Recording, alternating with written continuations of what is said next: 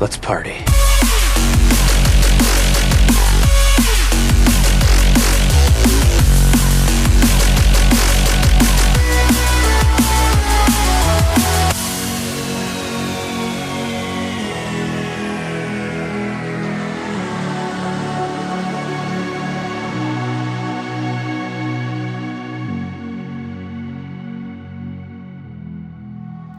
Hello everybody and welcome to another episode of Party Loaded. It is Party Loaded episode 224 for Wednesday somewhere towards the end of June. It's the 24th of 2020, that year that we can't seem to escape just yet, but we're going to help everybody escape tonight with some great chat about video games. So my name's Luke Retallick, joined tonight by the full crew. We have off to my side on the, depending on which way you're looking, left, right, Adrian Chia. How you doing, man?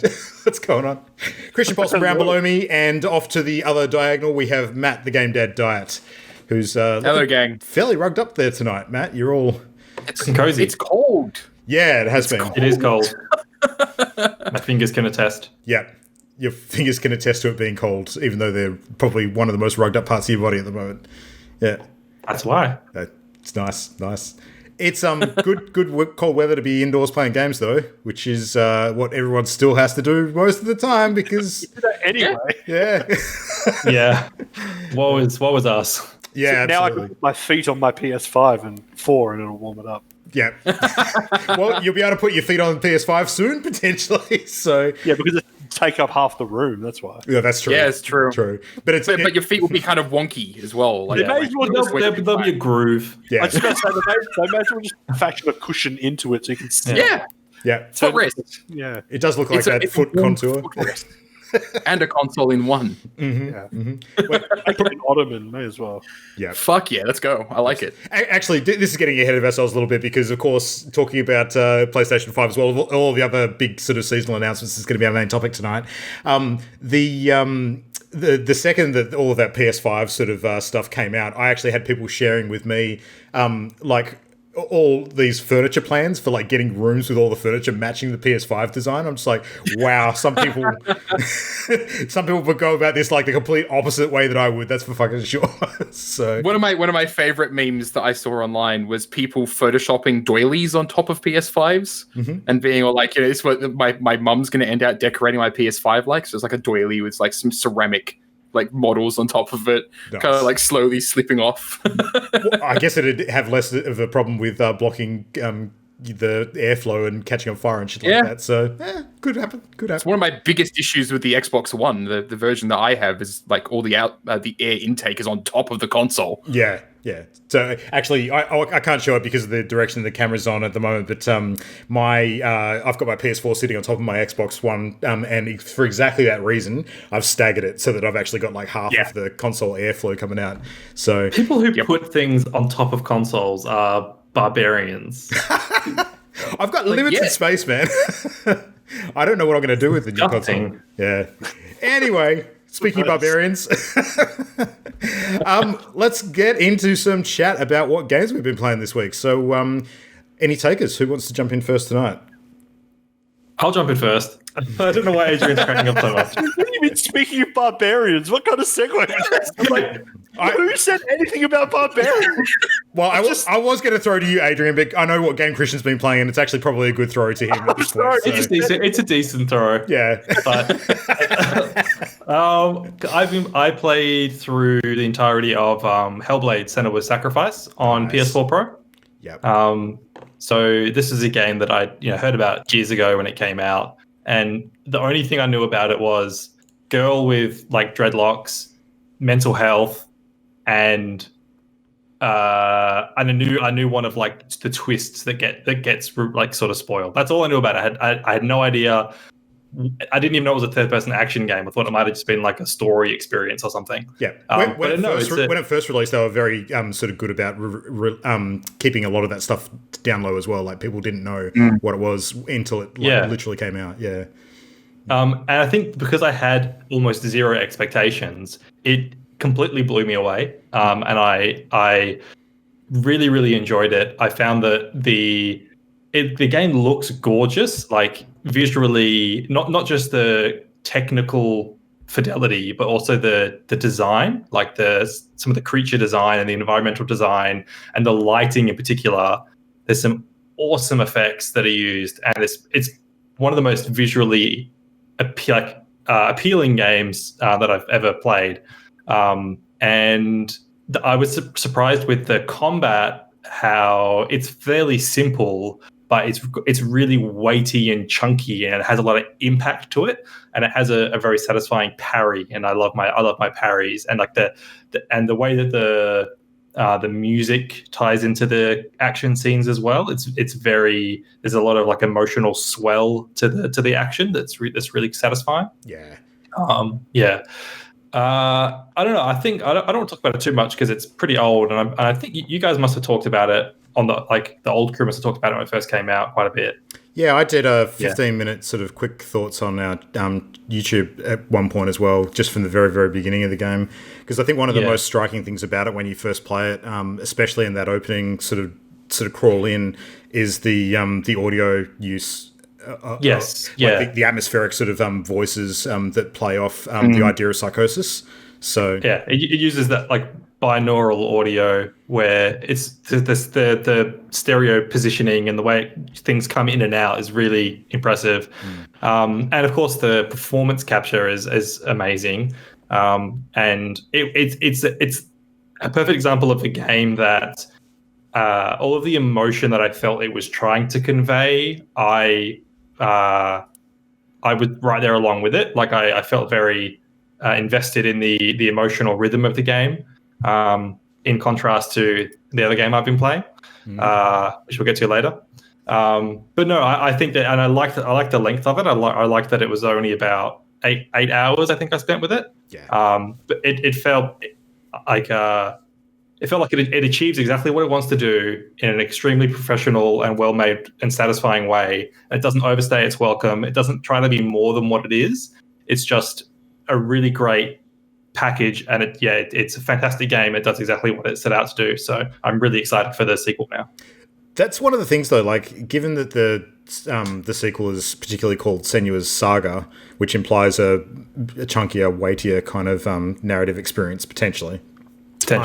I'm hoping that they don't sort of lose the lessons that they've learned with the feedback from the first one and make it bigger than it needs to be.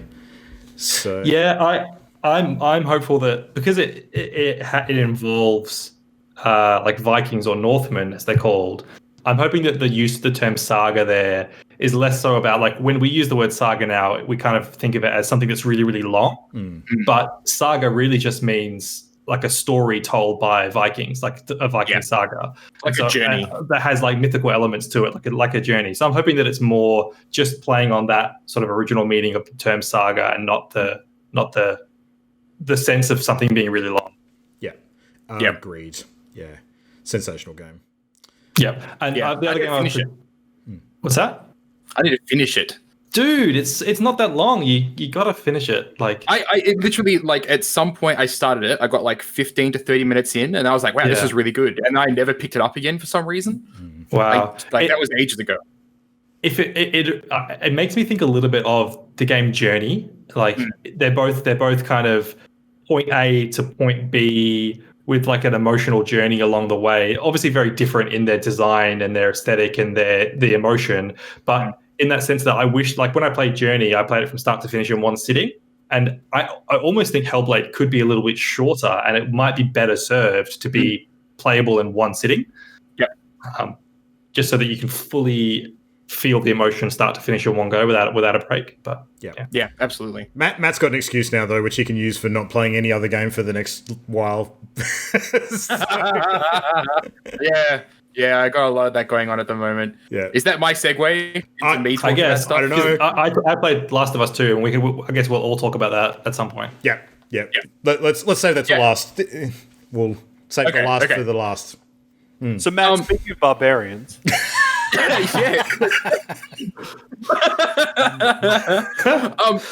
So have any of you ever played a game that you've never played before, but for some reason it gives you nostalgia? Like, yes. You sit through it and you're like, I'm playing this thing that's like, oh god, this feels so fucking familiar. That was Final Fantasy VII for me. Well, that's Persona 4 Golden for me. Like playing that at the moment is super interesting because it's like this lizard brain part of me is like, you've done this before, and I'm like, no, I haven't. I have never played Persona 4 before. Shut up, brain. To be fair though, Matt, Christian and I have talked so much Persona in the last year that you could very well think that you've lived that experience yourself. No, it is absolutely not that. Yeah, look, that's called vicarious trauma. There's our episode title. Perfect. Vicarious trauma. The same kind of trauma that police experience, like on the job. That's what Yeah, no.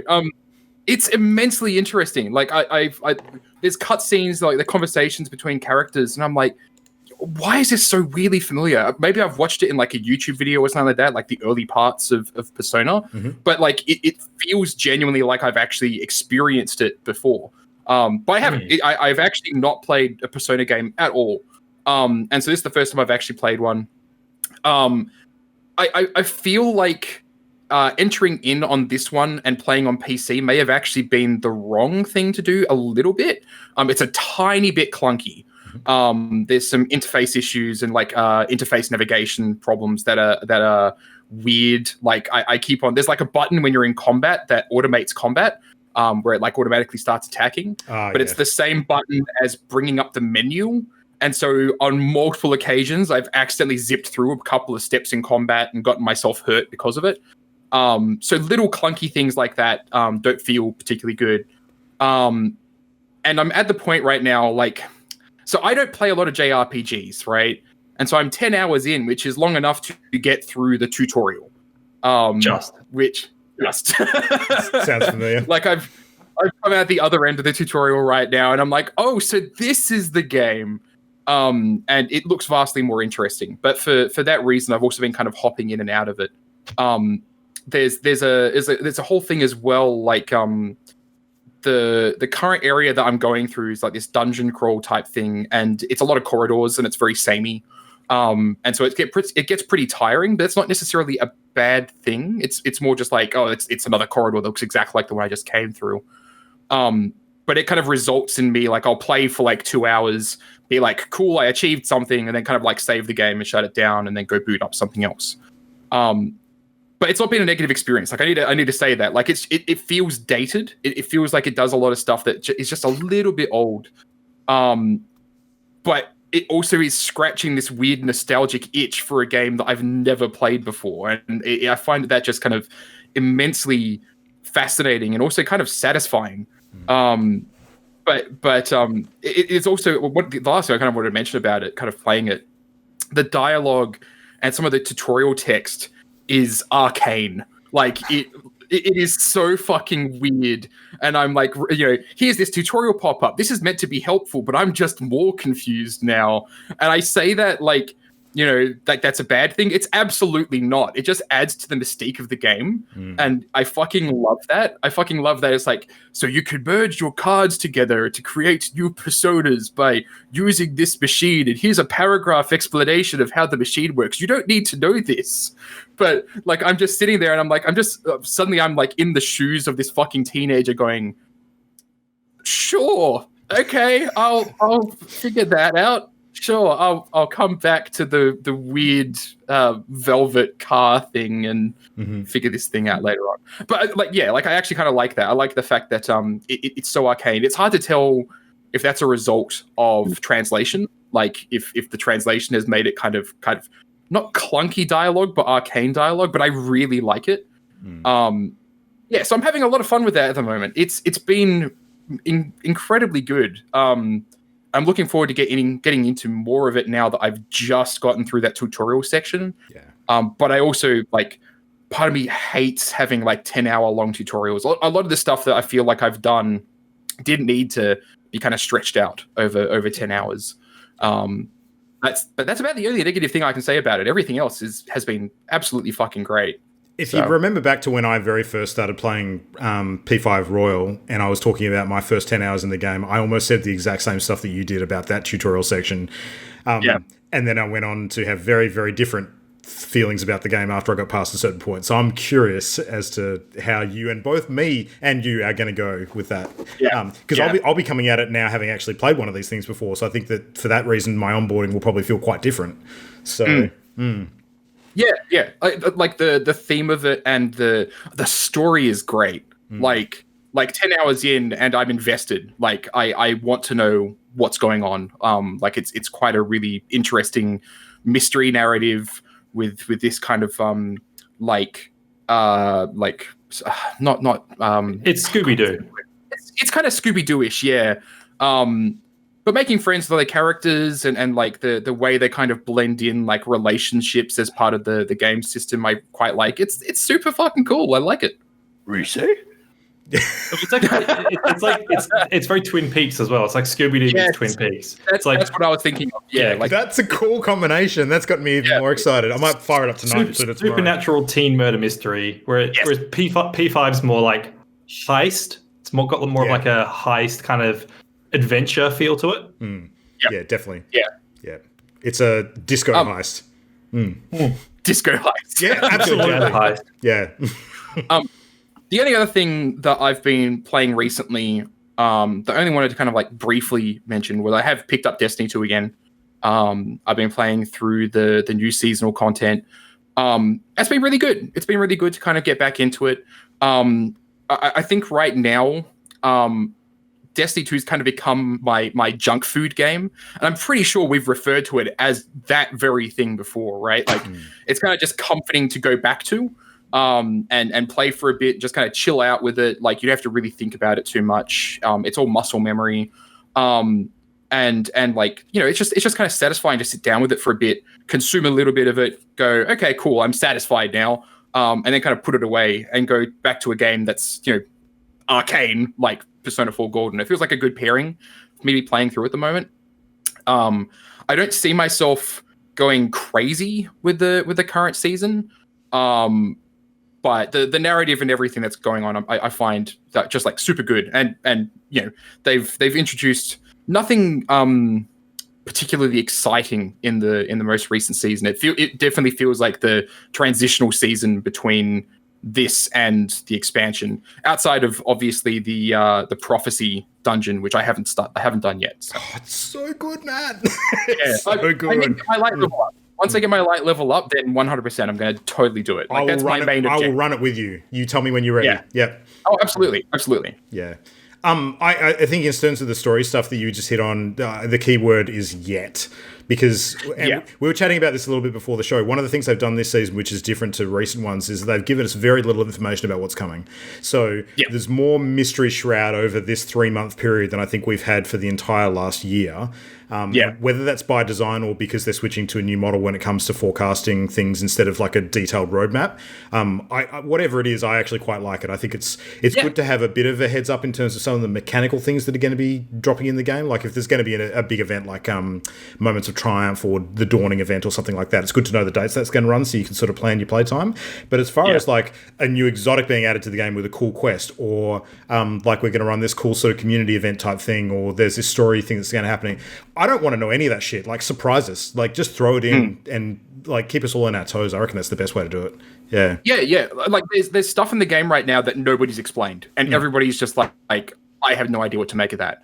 Yeah. Like, have you seen all the weird eyes floating around everywhere? 100%. Yeah. Like that's one of those things where it's like, and so the kind of running theory is like that's all Savathun eyes. Like, you know, she's kind of watching things. I pointed this out to others. Like, I find it odd in Season of the Arrivals, the big bad is actually Savathun. It's not the darkness. Savathun, really? Kind of. Yeah.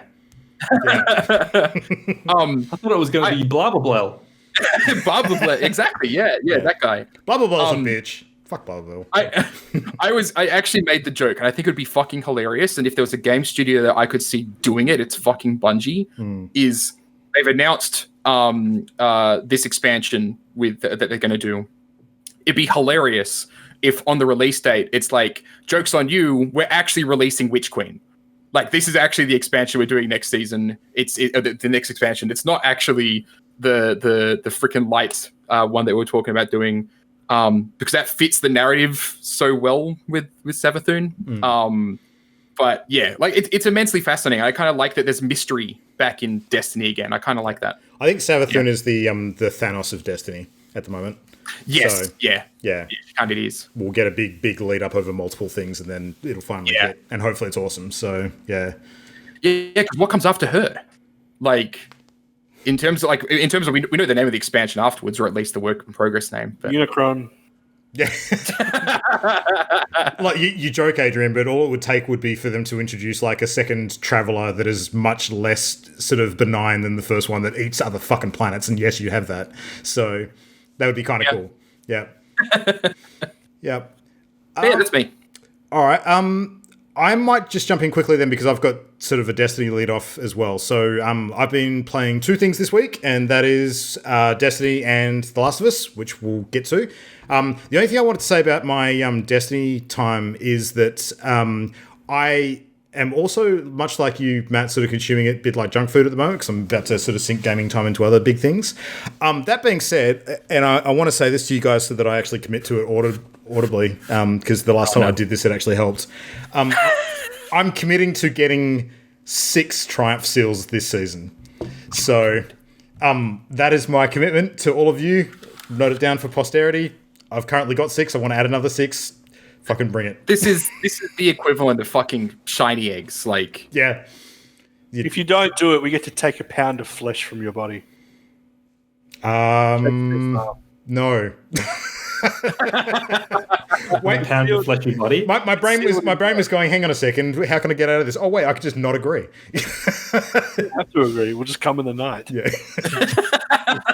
I'm actually more scared about you. I'm less scared about you taking a pound of flesh than I am about you coming in the night. So, sure. No, there's nothing to be afraid of there, Luke. Yeah. Sure. Adrian, have you played anything besides The Last of Us Part 2? More Mortal Kombat. Mm-hmm. But I just want to remark that Mortal Kombat players are animals. It's Speaking of barbarians. Wild, man. Like, Street Fighter's ranked mode had its fair share of like Smurfs and like rage quitters, but Mortal Kombat's on another level. Like, it must be because of the tone of the game. It just attracts degenerates, and there's no decorum online. It's just a wasteland of like bad behavior. That describes the entire cast of the game, so sure. But I'd like, usually the fighting game community has like a good, I don't know, I feel like there's an honor among thieves. Yeah, it's like an honor among thieves. But with the ranked version of Mortal Kombat Online, we're all familiar with teabagging in video games. Mm-hmm. I've almost never met a player who hasn't teabagged me in Mortal Kombat. Like, every second person does it to you for no reason. And I think it's also because the fatality literally gives you free time to teabag. Where other fighting games, you just lose and that's the end of it. Like, you can't move your character around anymore. But with a fatality, you're given the opportunity to rub it in their face. So people just shit at you for no reason. And I was talking to Christian about this. Here's an interesting thing I want to ask you guys, which I found interesting. In Mortal Kombat 11, they added a new type of finisher. So we know that Mortal Kombat has fatalities, brutalities, friendships. In the past, they had animalities, babalities, etc. Mm-hmm. They added a new one in Mortal Kombat 11 called Mercies, where you can do a mercy and it gives your opponent back a small portion of health and like restarts the round. Not restarts it, but like continues where you left off. Yeah. So what you can do is, I imagine it was put in the game to be like a nice thing. So like, you have a really close match with your opponent and you give them a mercy because it was hard fought and you want to keep going. It is used in one way where like a really high level player will just destroy you, mercy you, and then keep destroying you. Yeah, as a trolling mechanism. Yeah, it's obviously a trolling mechanism. But the really interesting thing about doing a mercy is the input is holding up the trigger and going down, down, down, down, down, release. So I have to wonder whether they did that on purpose so that when you're playing online, someone's teabagging you and you think to yourself, are they teabagging me or are they trying to mercy me? Like, did they do it on purpose so that it like reduces the effect of teabagging? I'm thinking the other way around. Like, they could have put it in so that when people try to teabag you, they instead fuck up and give you mercy. That's what I thought. Christian thought the same thing, but that's not the case because it's too specific an input. Okay. So you have to hold the trigger down, 3 times, and then release the trigger. So you can't really do it by accident. But that is that would have been a good point. Christian did raise the same point. Because I wholly support a good mercy teabagging. I think that's wholesome. Yeah. Yeah. So if they hold the trigger, go down, but then release the trigger like a little too late, is there much margin for error? Or Not really. Because it's super easy to do. What you can do is hold the trigger, spam down, and release, and it still works. So it doesn't have to be exactly 3. It just has to be 3 or more. But what it means, you could fuck it up by accident. So sometimes you'll see someone and they'll teabag, and you're like, they're teabagging me. But I wonder if the game developers went, yes, or are they trying to mercy you when they fail? Speaking as a game developer, no. They would have had to have specifically chosen that input because it's specifically down. They'll have chosen that input specifically, but like I'll put it this way: they also chose to give some time after they've killed you for them to keep on running around. Yeah. So like they wanted players to freaking throw punches and teabag each other after the other person was already dead. So yeah, I the only other thing I'll say is I've also had the most verbal abuse that I've ever had in a fighting game. Like I've had people over the mic just like scream obscenities at me for no reason. But anyway, that's all I wanted to say. So played some. I played a bit of Overwatch as well. I got back into Overwatch. Oh wow! I'm honestly Christian and I did our competitive placings and played some of that, and that's been fun. What actually inspired you both to jump back into Overwatch? It just came on me like in the evening. Oh no. It came upon me like speaking in tongues. It just was like divinely. Adrian just asked me, "Do I want to play Overwatch?" And I went, "Yeah, sure." See, that's a better explanation. Fuck. Easier for me though. Yeah, that was for Christian. For me, it was a divine intervention. God asked him, "Hey, do you want to play Overwatch?" Yeah, God said, Adrian, you want to fix the world? Play some Overwatch. I'm like, hey, that's how I can make a difference. Yeah, nice. It was fun. It was fun until you start losing, as Overwatch always is. It's always fun until you start losing. Yeah, and then the game's fucked and it's broken. Yeah, you install it. Fuck this game. For sure. I mean, it has made me more excited for Overwatch 2. Like previously, I was like, oh, who gives a shit about Overwatch 2? But now that played a bit more, I'm like, yeah, it'd be fun. Hearing the name Overwatch 2 still just sounds like a joke to me. It sounds like a meme. It kind of Overwatch does. 2. Like, what the fuck is Overwatch 2? Yeah. Yeah. It's dumb. They should. It's one of the rare occasions where they should have called it Overwatch something, not 2. They shouldn't have used a number. They should have gone like Overwatch vasectomy or whatever they're going to call it. Subtitle name. Yeah. Rising or Origins. Overwatch Origins. Overwatch Origins. I'm pretty sure they were actually working on Overwatch vasectomy, but development was cut short, so... Yeah. Okay, that's good. I'll pay that. That's actually pretty good. All right. All the guns just shoot blanks.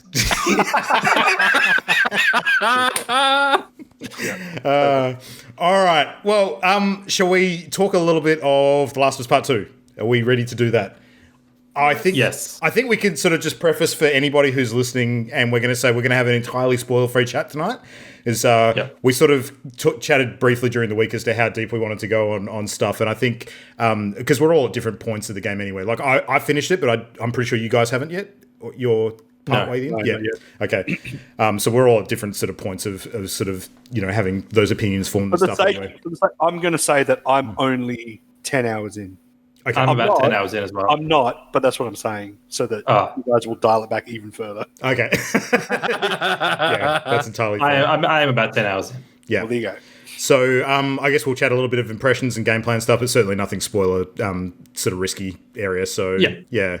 So I don't know, Christian, you want to kick off? What are your thoughts so far? What are you enjoying? The main things I wanted to say are that like graphically, it's obviously amazing. It's one of the games that I'm really happy I'm playing on my new TVs because it's 4K HDR. So only it and Final Fantasy VII Remake are the only two games I've played so far that are 4K HDR. And it looks gorgeous. But like I mentioned with Hellblade, artistically, I don't think it's the prettiest game I've ever seen. Like Final Fantasy VII and Hellblade, I think artistically are more appealing, but technically it's unparalleled. Yeah. And it's mostly just more Last of Us to me. Like the combat to me is just Last of Us with a couple of extra additions, like just a few things thrown in just to spice it up a little bit. But playing it, I immediately went, "Oh yes, this is The Last of Us. I remember exactly how The Last of Us plays." So I don't really have much to say there. And in saying that, like I am starting to run to the point where I feel like I'm getting a little bored of the combat already because it does feel like a continuation of what I've already played. It doesn't feel that new and refreshing to me, the combat. So Yeah, that's fair. Adrian, what do you? I know, what do you guys think about those aspects, graphics and combat? I tend to agree. I find I almost reluctantly bought this game because I kind of only bought it as like a vaccine against it being talked about on this podcast, where like I wanted to against being spoiled. Yeah, like I just wanted to play it. That's so that it couldn't be spoiled for me. Like, so to be honest, like I think I even mentioned last time when we briefly talked about it, I was like, who cares? Last of Us 2. It was 8 years ago. Like, I can't even remember what I did 2 weeks ago, let alone 8 years ago. And I could remember nothing about the plot, barely remember any of the characters. So I had to watch a refresher video.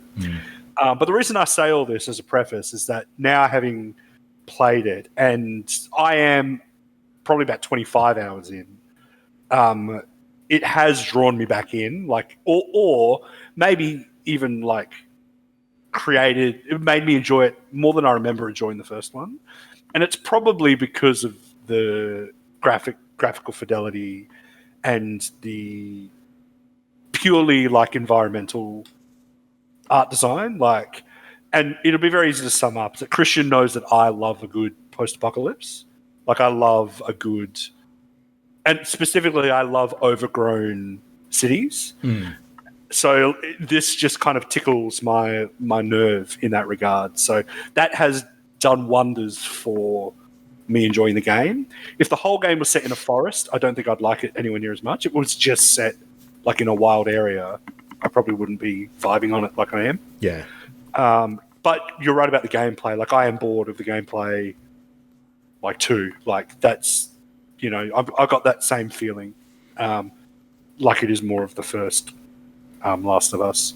Even just being 25 hours in, I imagine, even if it was new, I think this style of gameplay to me, doesn't really have the legs to carry maybe a 30-hour game. I don't know how long. I think they definitely mix it up at certain points by changing up the sort of environment that you're sort of engaging in combat in a little bit.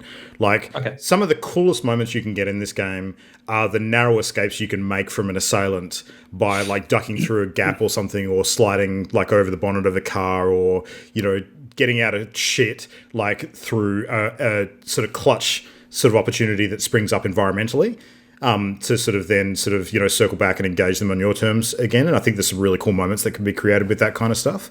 And the different weapons that you sort of have available to you as the game progresses, I think can change the style of combat too, because you definitely can sort of have some agency around how you want to approach things, like whether you want to sneak up and stealthily murder everybody, or if you want to just, you know, go in all guns blazing. There's, you know, quite a bit of choice to be made there. But that being said, for the most part, I agree. Like, I think that it's very similar to the first game in terms of how the combat plays out as a loop.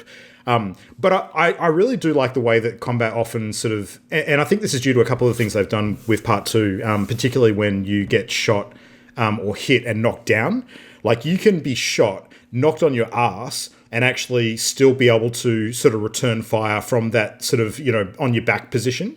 while you scramble to your feet and try and get up and get into a better position. And that whole act of you being knocked on your butt and then sort of trying to survive, to me, is actually a really visceral sort of panicked moment that carries really well with the way the game does it. And I like that a lot. It makes combat to me feel a bit more real than too gamified.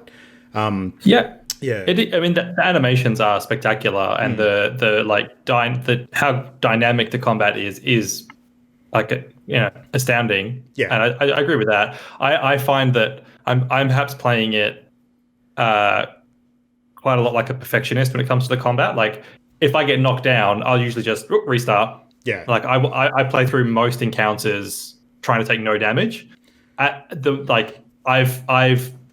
I've healed myself maybe 3 times in the 10 hours I played because I just refused to take damage or be seen. I just want to stealth everything. I'm not doing it literally perfect, but like that's XCOM behavior. Yeah, I was just going to say it's literally so scumming because there's very little Yeah. consequences to failing a combat encounter because you get for rewound. me, it's the resource management. Yeah, exactly. But even when you get killed during a combat encounter, it doesn't necessarily restart the entire encounter. It might restart after the last 2 enemies that you alerted, sort of thing. Yeah, So- it seems to have a pretty clever autosave system where in like a quiet moment between kills where you haven't been detected, you can restart from there. And so I'll do that. I won't restart right from the checkpoint. I will, kill someone stealthily and then fuck up and restart, and then I'm back to just after I've killed that person stealthily, that sort of thing. Yeah. But the side effect it's had for me that I've noticed is that because I'm refusing to use most of my resources, I'm never picking anything up. I've always got like full ammo. And it's frustrating when it's like 2 shotgun shells here, 2 shotgun shells there, 2 rifle bullets there, but I can't pick any of it up because it's always full. Yeah. And I find myself actually expending things that I've created just so I can, because it has this weird thing where if you've got like 3 out of 4 in your inventory and you craft 2, it won't let you craft 1. Yeah. That's So like the silencer. If you got 1 charge left on the silencer, you have to finish using it before you can craft another one. Yeah, it's shit like that's really annoying. But the game should just be called "Run Around the Edge of Every Room Spamming Triangle." That's what The Last of Us 2 should actually be called. Like, that's probably my biggest complaint about the game actually in general, because I think that is the ongoing gameplay of a lot of the sort of levels. The problem for me is twofold. Number one is that some of the levels are really fucking long. Like, way longer than they need to be. And so you spend, well over an hour or so sort of going through one particular sort of, chapter of the game, which just feels like one long sort of rolling on level. But that combined with the fact that all of the item pickup, like I don't approach combat as a perfectionist like you were just describing, Christian. I very much kind of, I go within a limit. Like, if I expend way too much on a fight, I might redo part of it. But otherwise, I'm just like, okay, cool, it happened, move on. I'll just collect some more shit. But the action of continually sort of looking everywhere, because I was trying to, find as many secrets and stuff as I could, and collecting all of your parts and components and stuff, to me, it felt very Fallout-ish, like the most recent Fallout games. Yeah. I completely agree with you there. Like, I remember playing Last of Us 2 and thinking, this feels like Fallout or Skyrim or Outer Worlds, or like it feels like a scavenging game. And the problem with that compared to those games is that those games don't suffer from having the ongoing sort of atmosphere and narrative sort of stilted by stopping repeatedly to do that. Whereas in Last of Us, it absolutely does. Yeah. Yeah, I actually agree with that. I find, no, that's it. I just agree. Yeah. Yeah. I will say, sorry. No, you go. I was going to sort of get to I was just going to say, like, the combat is fun. I'm not saying it's bad. And it is much better than Uncharted, I want to say. Like, the Uncharted, like, pop and shoot, The Last of Us is far superior to that. Yeah, agreed. Yeah, they could definitely take a couple of tips from this sort of combat system for any future Uncharted games, for sure. I did originally approach combat the same way as you, Christian, where I was trying to like get through it perfectly each time. And I'm not saying that you would have more fun, but I started having a bit more fun when I just started throwing caution to the wind and specifically just blowing shit up all the time. Like, or you know what's a real indictment on this game is that in some cases, I've started just completely ignoring fights, like completely running away from fights and skipping whole encounters because there's no penalty to doing so. And there is never a reward for completing a fight. Like, there's never any incentive to, like, complete an encounter. In fact, you usually come off worse because you've expended, like you say, you've expended resources. And, like, if the enemy's dropped more resources than you expended or an equal amount, then you could say, well, you know, the point of the fight is to enjoy it and have fun. But there are certain points where I just want to get through there. Yeah, more of an obstacle than an engagement sort of thing. Yeah, in some cases. Yeah. There's a lot of them that you can't avoid, though. Like, you need to, like, clear the area before whatever triggers needs to happen. But, yeah, no, I agree with you. I'm not playing it so much of a perfectionist where I'm not using my like resources. Like I do use all of the tools I have. It's specifically missing shots and taking too much damage. But like I'll get spotted and then run and hide and then throw a Molotov and blah blah blah. But if I get hit like 3 times in a row, then I'll restart, something like that. Yeah, right. Interesting. I think if that was being tallied somewhere in some fashion, I'd probably be doing that too. Like if I knew the game was like watching me and how much I failed, like an XCOM or something like that, or Dishonored or something. Yeah, exactly. Yeah, exactly like Dishonored. Yeah. If there was a stealth run of this game, I'd be doing that. Like I hands down would be doing that. Yeah. Yeah. But yeah, I feel there's no consequences otherwise. So how are you guys feeling about the characters and the performances at the moment? They're great. I won't talk about what I think of the characters themselves because that's spoilery. Yeah, I'll just say the motion capture is like the best I've ever seen. But it does make me think like there's no reason sign language can't be mocapped now. Looking at this, I'm like, oh yeah. There's absolutely no reason why any of these characters couldn't have been deaf. Not that it matches this particular story, but on that note, did you play around with any of the accessibility features? Because that's huge in this game. No, I didn't bother. Yeah, they've done some pretty amazing shit with that. Yeah, but yeah, the visual fidelity of the game's amazing. There's not much, you know. I'm not going to gild the lily by going on about it more and more, but yeah. Yeah, the performances, as Adrian says, great. Only thing I'll mention really is that I am finding, as opposed to how I described Hellblade, that there are emotional moments in the game that I'm not matching. I'm not meeting on the same wavelength that I think I'm supposed to be. Yeah. And I won't no detail about that, but I'm not fully jiving with some of the beats. I don't think it would be surprising to say that I think part of the reason for that may be that very few of the characters are likable. So, because it basically is a story about, like, you know, civilization having gone down to the toilet to the point where everybody does some pretty fucking bad things. And that's part of it, sure. Yeah, and The Last of Us 1 was the first, it was the same as that as well. Like, people have to do what they have to survive, but also means that they turn into shitheads for the most part. So, yeah. Ellie in the first one kind of represented innocence and optimism in a sense, you know. For a while. Not anymore. Yeah. No, it's funny in that respect. Yeah, like it sounds at the moment, like I can't speak for you guys, but I maybe have made it sound like I didn't like the game that much. I want to sort of say that I actually fucking love the game. Like, I think it's really fucking good.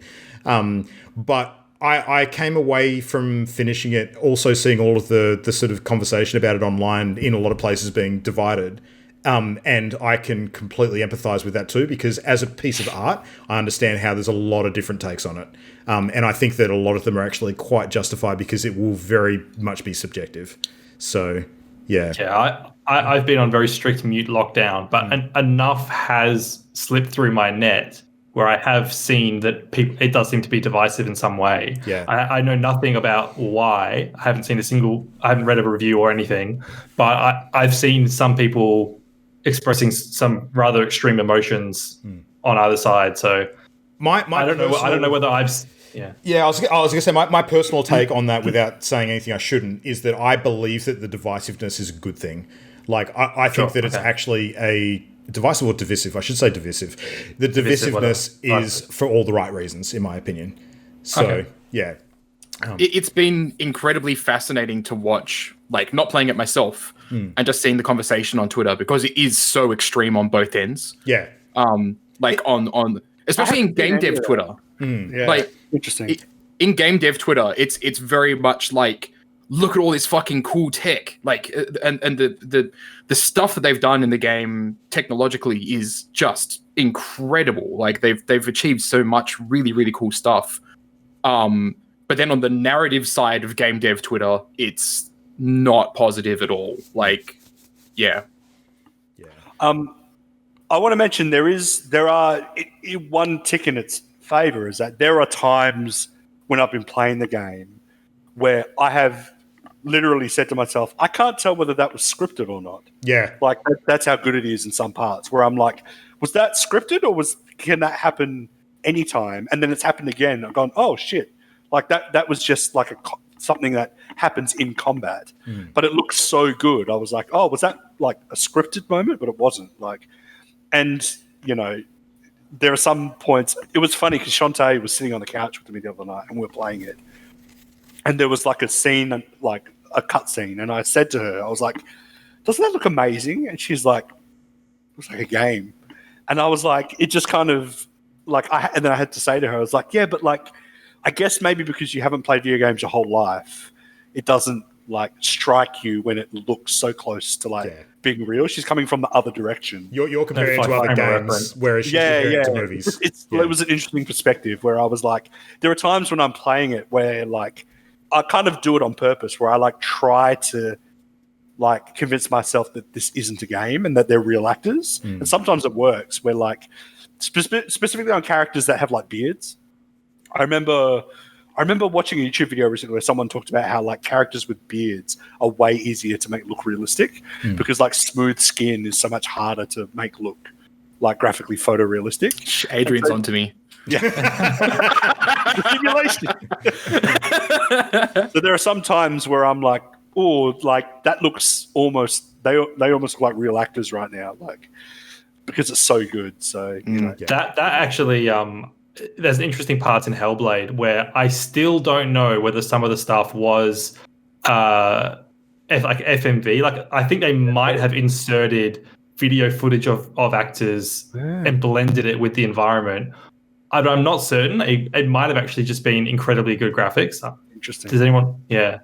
I think it's just. I mean, you already told me on that anyway. Really? So yeah, I'll be playing that. Yeah. I mean, for me, like I think like watching from the outside again, like there was a video that I saw where somebody was showing the rope physics in the game. Oh, it was like so this, fucking good. Yeah. Fucking incredible. Like as I'm sitting there as a game dev and I'm like, what the fuck? Like why would you do that? But also that's amazing. Yeah. Like it was basically like this person running around and they had like this cord and they were basically like throwing it through a window, going into the building, grabbing the cord, walking back outside, and like they caught a chair with the cord, and it slid across the room and got pulled into a desk, and then they're back outside. They toss the cord back in. It kind of like loops around, and like I'm watching this, I'm like, that looks fucking real. The big difference too with the rope physics is unlike other games like I guess Uncharted, even though they didn't specifically do this, where like a lot of those puzzle aspects of the game are fairly clearly signposted if you know what to look for, like whether it's like a white coloured ledge or something like that you need to jump up on and that kind of thing. A lot of the puzzles and the rope stuff is particularly of note in this. In Last of Us 2 are not signposted in that way. Like they're very seamlessly blended in with the environment. And I mean, someone may tell me, oh no, you just look for such and such. The fact that I didn't see it, you know, even if it is there, means that they've succeeded in what they're trying to do, which is they're trying to make it, you know, a seamless part of the experience. So yeah, it's really cool. The attention to detail in general, I think, is just incredible. Like the environmental storytelling is fucking phenomenal. Like some of the, because it's a post-apocalyptic sort of city that you spend a lot of your time in, or city that you, or settlements, or people who've lived there in the past. There's stories to be told from a civilization long gone, and the stuff that you encounter that actually tells stories of who was there before you were is really fucking cool. Like you pick up sort of bits of paperwork and notes throughout the game that has like messages that characters have written to each other. Sometimes they're military style comms, other times they're just notes from people to people on more mundane stuff. But every single one of them creates like a really cool little sort of moment capture of something that happened there. And I love that stuff. Like, I think that you don't have to read it. Like, it's not sort of content delivery through text like we complain some other games overdo. It's very sort of subtly done in a lot of spots, but it's just, it adds a lot of value and weight to the setting that you're in. I like it a lot. It's really cool. Yeah. I think a lot of those are really good. I think it is a little immersion breaking how samey they are, and it's that Fallout problem for me, which is like skeleton note, skeleton note, skeleton note, and I find that like there's just so many setups of like dead body note, and that it's a little repetitive. It's a little contrived. I find, and to the point where like eventually you're like, oh fuck, all right, yeah, okay, that happened. Like, but it does add a lot of good stuff, but. I found an apartment with a desk in it that is, no joke, the exact fucking setup as my desk here. Like, monitors in the same spots, keyboards, other peripherals, like fucking everything almost identical. And it was in a house that looked almost identical to a friend of mine's. So I was like, holy shit, this is pretty close to home through complete accident. So, yeah. You're just looking through your front window. In the house. No, it was super weird. Literally running around his house with a gun. Throwing rope through the windows. Yeah. Yeah. So immersive. Yeah, exactly. Actually in the game. How'd this fungus get here? No, it's cool. I think the main thing that comes to mind about Last of Us 2 is good game is good. Like that's it is very good. Yeah. I also say about an hour into the game, I opened up a Google Doc and I wrote out my prediction for how I think the entire game is going to go, because I do find obviously no detail, but I do find so far it has been very predictable, and I'm hoping that it swerves off exactly what I've written down at some point. Yeah, I want to know what that is. Like, I'm interested to. I want to read that prediction after. I can message you on Facebook afterwards. Yeah, not yet. Oh no, I haven't finished it yet. Yeah, you can. The information that Naughty Dog put out sort of prior to the game's release, I think, was actually very cleverly filled with a lot of subterfuge. So I appreciate. I think it was. I completely disagree with that. By the way. Oh really? I think it was. I think what they tried to do was transparent. No, there's a couple of things in particular I think you'll appreciate once you finish. That okay, all right. That So, and I don't want to say anything more because it'll sort of give the game away. But we'll have a conversation when you're done. And it's definitely a game that I really fucking want to have a conversation about when we're all done, because I think there's a very interesting conversation to have there. Yeah. So that was a pretty effective talking in circles with some stuff, but not too much stuff. That's fine. Yeah. All right. Is there anything else we want to say, or are we happy to jump into some news for tonight? Let's do it. All right, cool. News. Industry news. All right, Christian, you want to kick us off tonight? I'm up. Yeah. what was my news? Again? I was talking about Nintendo. Nintendo. Oh, yes, that's right. I wanted to talk about how Nintendo have basically said to their shareholders that they are stepping back from the mobile gaming industry. The last few years, they've put out a whole bunch of games from like Dragalia Lost and Super Mario Run and Animal Crossing Pocket Camp, and they'd invested a lot of money into it, but it hasn't met their expectations. They were hoping that it would sort of traffic people into their main systems, but recently, with like the success of Animal Crossing, like it's sort of shown to them that they don't need to try and sort of backdoor people into Nintendo, that their core model is still fully functional, and that and just that they weren't making as much money as they wanted, of course, on the mobile games themselves. And they say that they were worried that the monetization of their mobile games has damaged their brand image, because like they could potentially even be making more money on their games if they went even harder into the mobile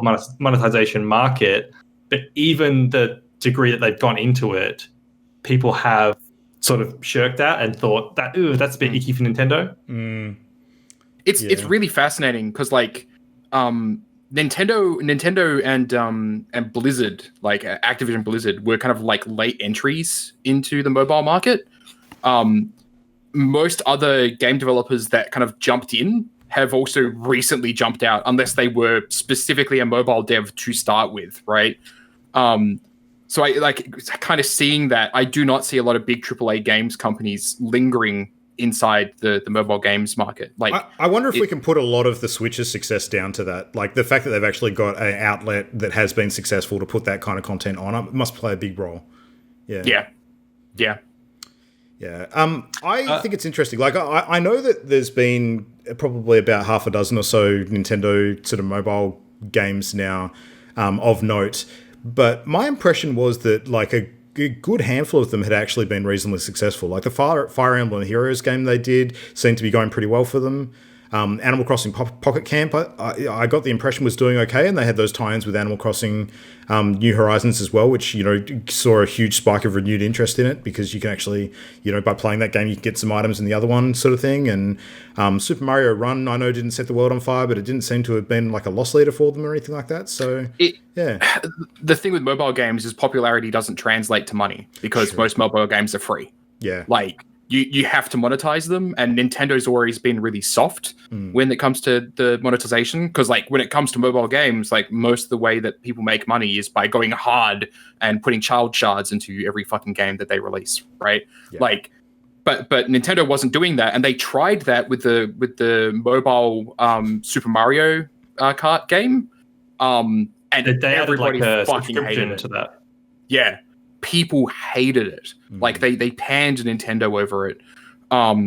So like, yeah, like they've always kind of like stepped gently. And when it comes to most mobile games, like for popularity, like it really is just, you know, you would quite literally, if you were Nintendo, you'd be better off going to the casino and putting a couple $1 million on black, and you'd probably come out way richer than you would ever putting that money on a mobile game, pretty much. There are some sort of notable exceptions where something is just right time, right place, right model. And Pokemon Go is a really good example. Pokemon Go, yeah. But we've seen that wasn't from the slush money that Nintendo put into mobile gaming. That was through their Niantic partnerships. So it's a slightly different thing. Yeah. Sure. But not only that, like it absolutely was like right time and everything. But the moment that somebody strikes on something new like that in the mobile market, it's kind of like the mobile market does a lot of what we used to get with MMOs back in the day. Where it's like everybody's like, oh, look, you know, Pokemon Go is really popular. We should make a game like Pokemon Go. And then everybody fucking releases one and they all fucking collapse because they're all trying to jump on a bandwagon. What are you talking about? Jurassic Park Dinosaur Finder is, you know, still top tier mobile game. But Adrian, what if you could mine for shinies on your phone? Adrian's out here with the Minecraft mobile game and the Jurassic Park mobile game and the Harry Potter mobile game. Yeah, all of those ones you have to walk around and go places. Like he's just swapping between them. It's like, okay, time to catch a Pokemon. Cool, done there. Time to go and hop into Harry Potter and cast some spells. Like some numbers on the Nintendo games, because Luke, you are right that like they have made some money for Nintendo. They haven't lost money, but they talk about their year-on-year revenue change. So their games they've been decreasing revenue year on year, whereas compared to the market leaders on mobile are like seeing tremendous growth year on year. So like they list Gardenscapes, Roblox, Rise of Kingdoms, and PUBG Mobile that year on year have had upwards of 200% growth. Surely some of those are outliers, though. That seems, That is the mobile market. They're all fucking outliers. Yeah. Like every popular game is an outlier. The only Nintendo game that has seen year-on-year growth was Animal Crossing Pocket Camp this year, and that was probably bleed over from New Horizons.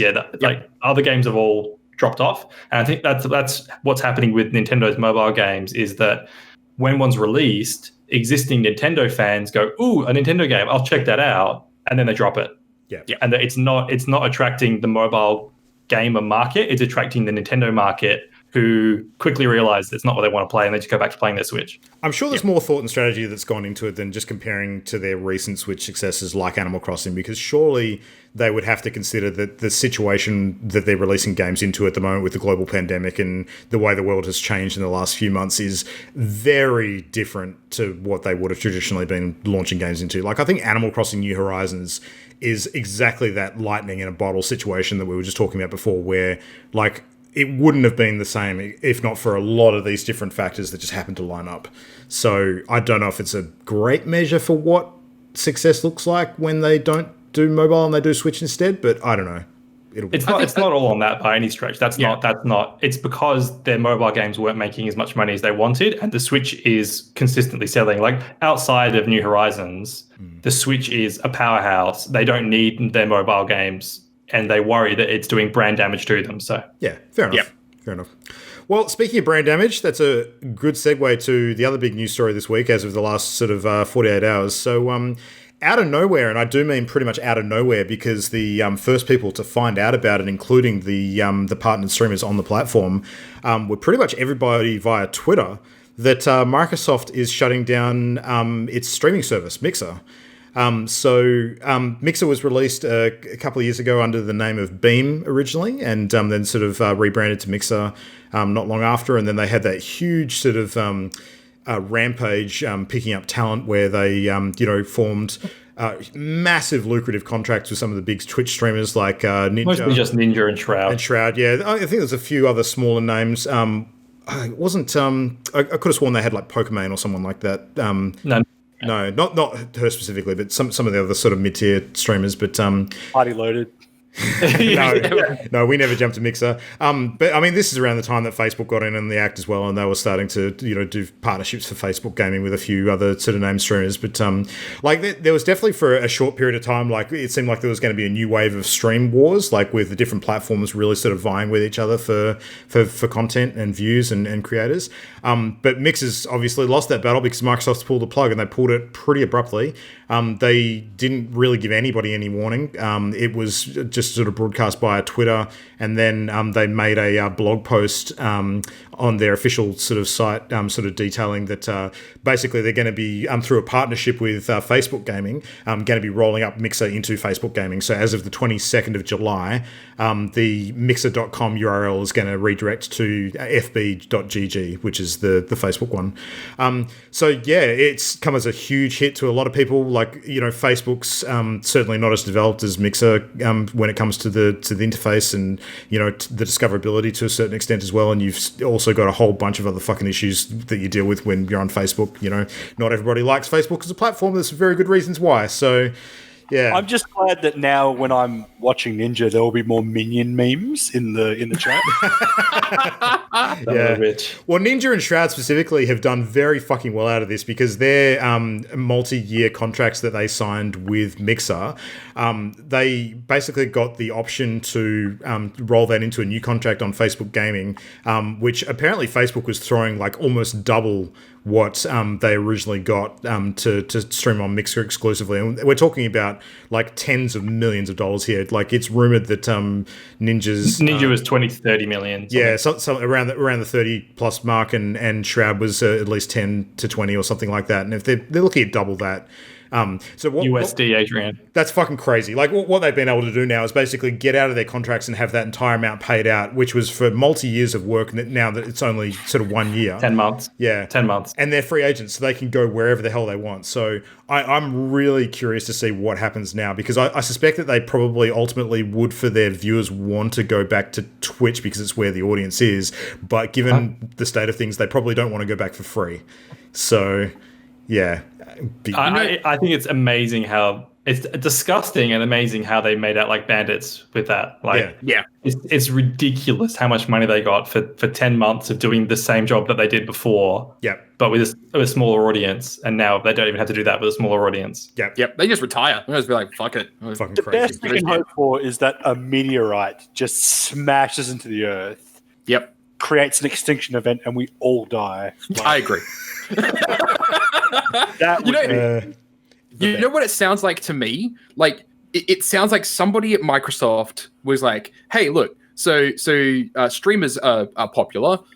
We should get in on that. And then people at Microsoft would have probably been like, this is a fucking awful idea. And they're like, well, no, I'm the boss. You do it. And so they went and made Mixer. And then the boss is like, oh shit, this isn't working out quite well. Abort. Just I'm going to hop on Twitter right now and I'm going to announce that we're shutting it down. Yeah. By the way, everyone, you're fired.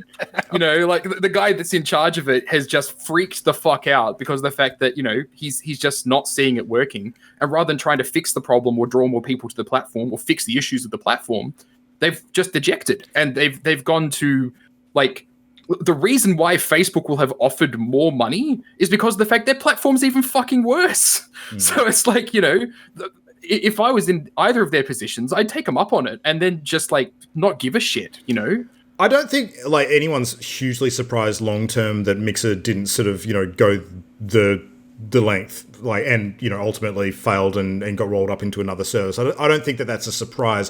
What is a shock to me is how fucking badly it was handled with the offboarding of all of the talent onto Facebook gaming and the messaging. Like they're in a year at the moment. Like it's a console launch year. Microsoft needs to not fuck things up like this if they actually want to keep the public goodwill and actually get people on their platforms for the next generation of video gaming. And this is a huge blow to them in that regard because Mixer's not just Mixer, it's Microsoft, it's Xbox as well. Like Phil Spencer has got his name involved in all of this shit, and that is part of that brand. So imagine going back in time to Ninja when he was like 12 years old and going, hey, in not very long, you're going to have $30 million. Yeah. For playing video games. Yeah, for playing video games. Yeah. And he's like, what? And you're like, no, seriously. It's fucked, mate. Like,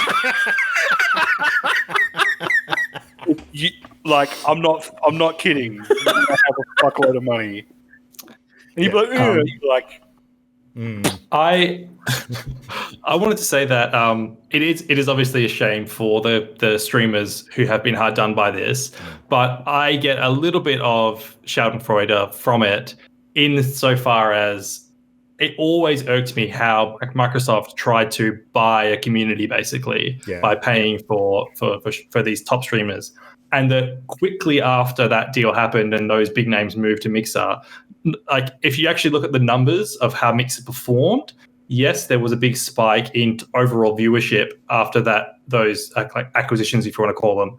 But the number of people streaming on Mixer actually dropped. There were fewer people streaming on Mixer because they basically threw two giant great white sharks into a tiny pond, and all the other fish just scattered.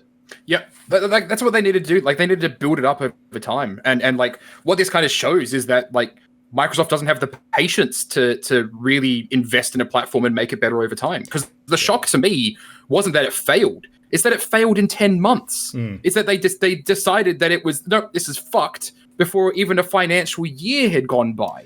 Like part of the brand damage they're going to suffer as a result of this is similar to what Google's been dealing with Stadia's launch, because Google as a platform, like a lot of people have called into question how they can be trusted to go the long haul with launching stuff like this, because in the past they haven't. And now Microsoft is going to have that same narrative attached to them when they release anything else in future. It's going to be like, is this another Mixer? So pretty much. Pretty bad. Yep. But it's a good lesson to anybody who was streaming on Mixer and sort of relying on their entire livelihood being linked to that platform. You've got to diversify. If you want to manage that risk, you've got to spread yourself out on different places and different platforms if you want to not sort of have your entire world hurled upside down if shit like this happens. So, yeah. Luke, when are the three of us getting our $30 million checks? Luke. Being part of Party Loaded, when's that coming our way? $30 million checks. I fucking take a stipend from putting up with your shit every week, and that is what we're left with. So, Luke charges us $29,999,999. Fucking A. To deal with us every day. Where's my... And when you don't have enough to pay me, I take it out of your ass in puns. That's how it works.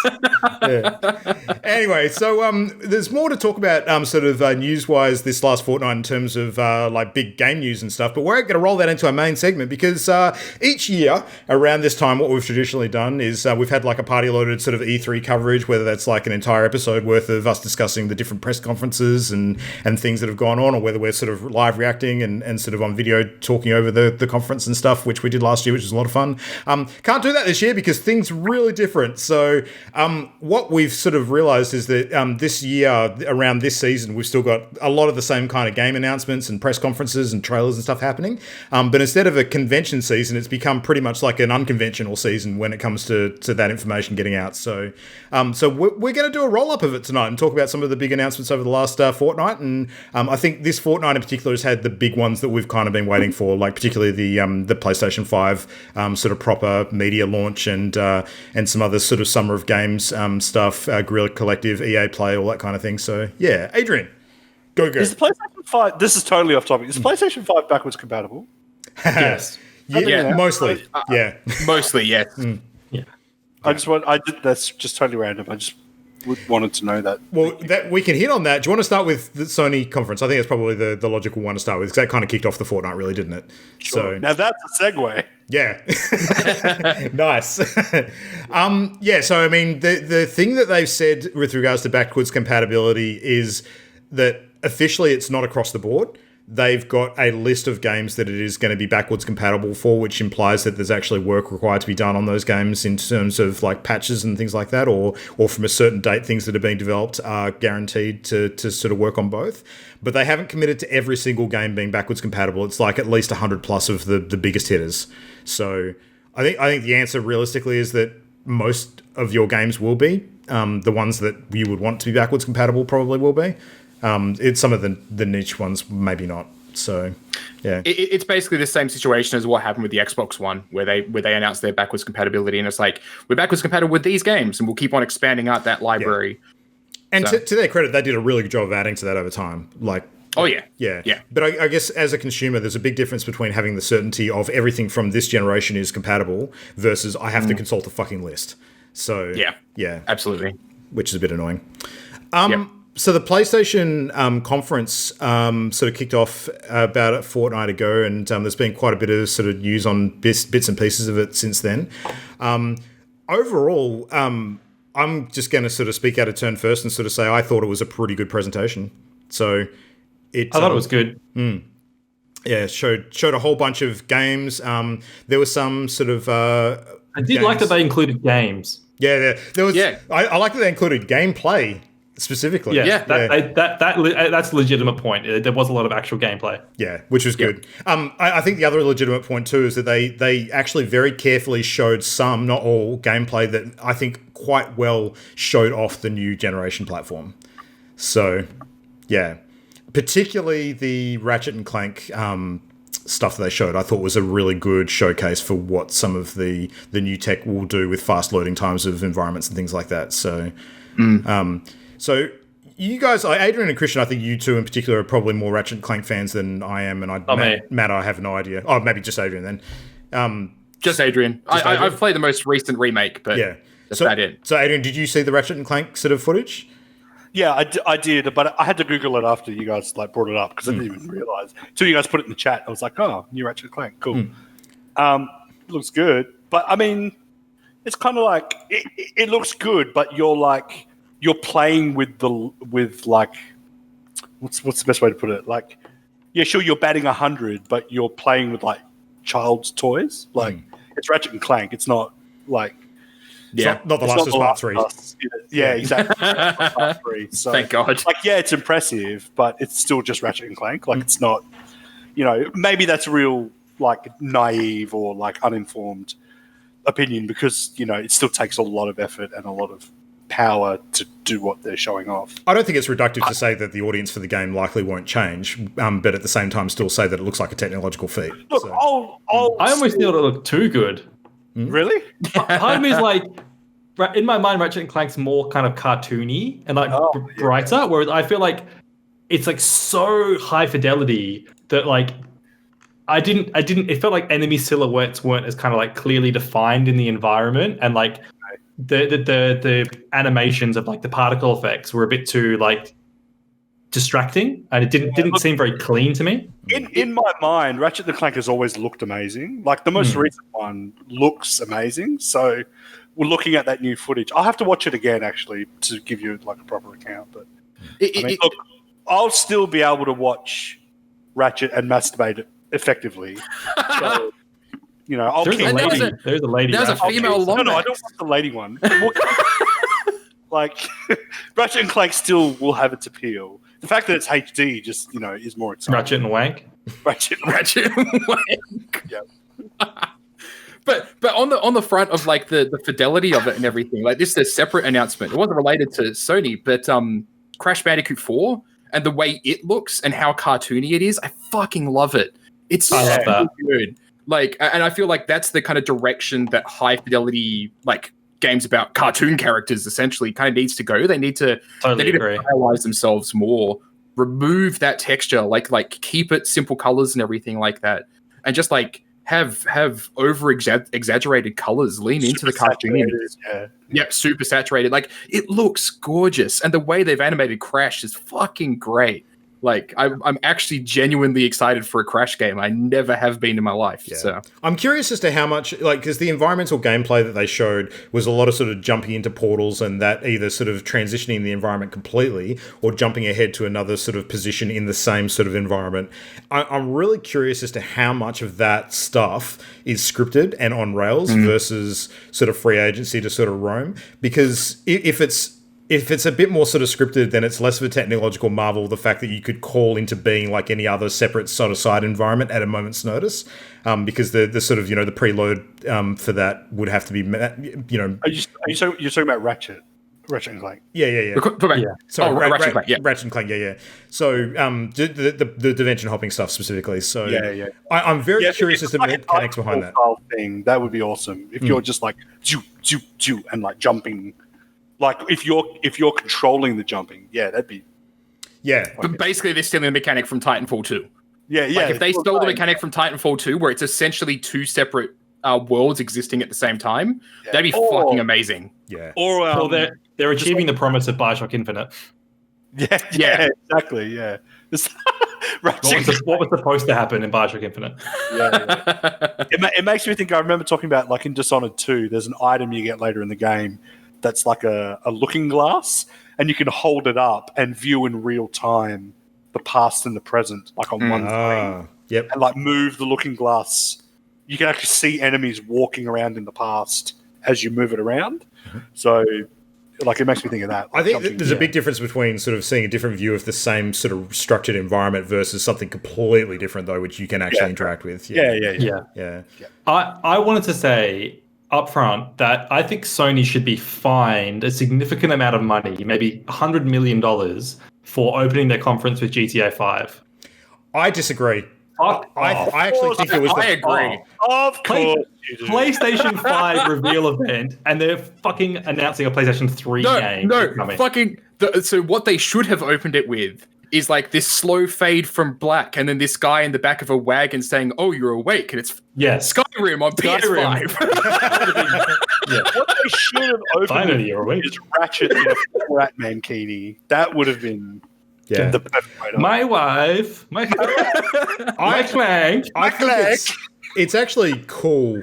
I think it was actually a really calculated move, and I fully agree with it, because I think that one of the things that you got to remember is that GTA Online specifically has a massive fucking audience, and something that opens that appeals to an audience that has been playing that game for the longest time, sort of spelling out to them that, hey, you know all the shit that you enjoy now, we're going to still be catering for you into the future. It's not like a cut-off point where all of a sudden you have to leave games of the past behind and jump onto only the new stuff. Like, this is something, that Destiny will benefit from as well. Like, Destiny 2 will also have that leap to next-gen consoles, and the fact that people are still playing the same game on a new console, I don't think bothers those people that are enjoying that game. Like, they're happy to make the leap and know that they can put their PS4 away in a cupboard and enjoy it at a slightly greater graphic fidelity and FPS sort of just bumping up and that kind of stuff. And the fact that they announced that they're going to be improving some of the visuals and some of the technical aspects of GTA Online, and making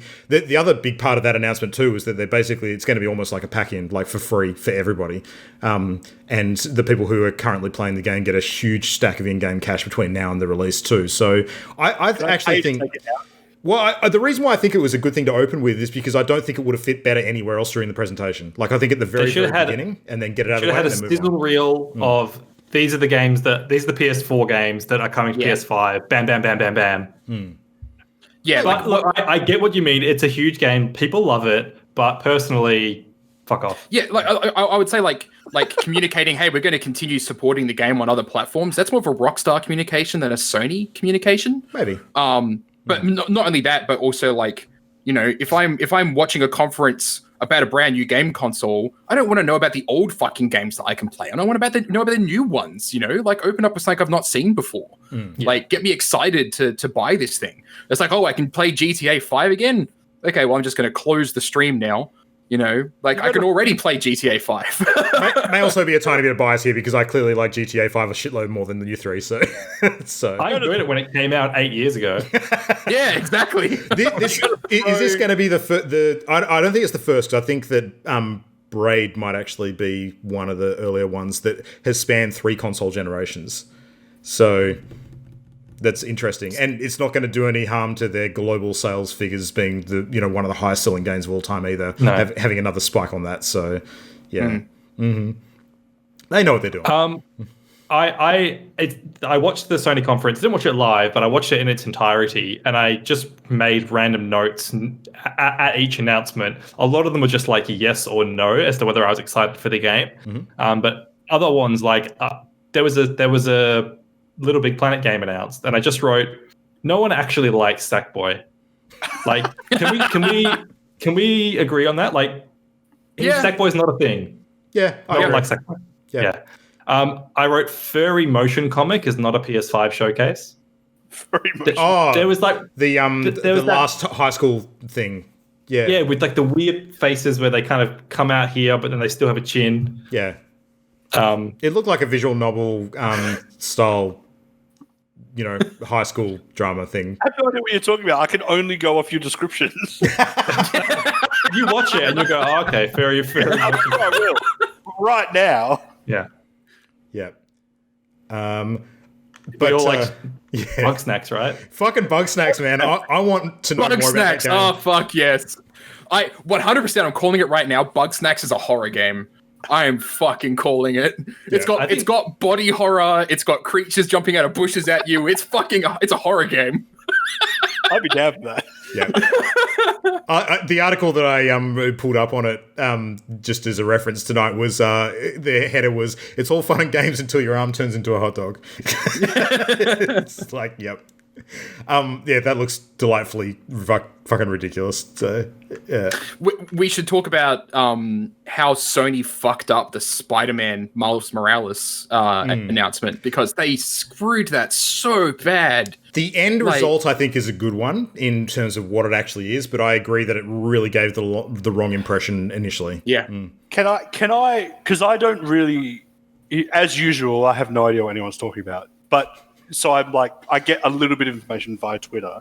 Can I tell you what I think the Spider-Man thing was? Yes, please do. This is a really good test. Yep. Yeah. So my understanding is they announced new Spider-Man game for the PS5 featuring Miles Morales, which is a fan favorite across the multiverse. And then it was like, no, it's not a new game. It's an expansion to the PS4 Spider-Man. And then the next thing I heard was like, no, it's a standalone game, but it's a small one.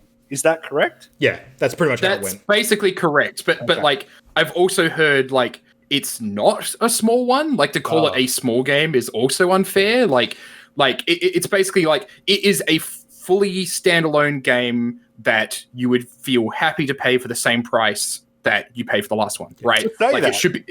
Yeah, the comparison that they landed on, which I think I'm actually very happy about. This is something that I really fucking am excited about now. Is they're comparing it to Uncharted 5 to Uncharted Lost Legacy. So, but that which didn't cost was fucking price. great. No, it didn't. It was a much smaller game, much smaller price tag. I think it was 40 US or 30 US, if memory serves. Yeah, when I say full price, like I mean like price tag for entry, like not Spider-Man price. I mean price tag for entry. But I think what they mean by it's kind of an expansion on like Spider-Man is only in terms of it will feel, look, and play like Spider-Man did.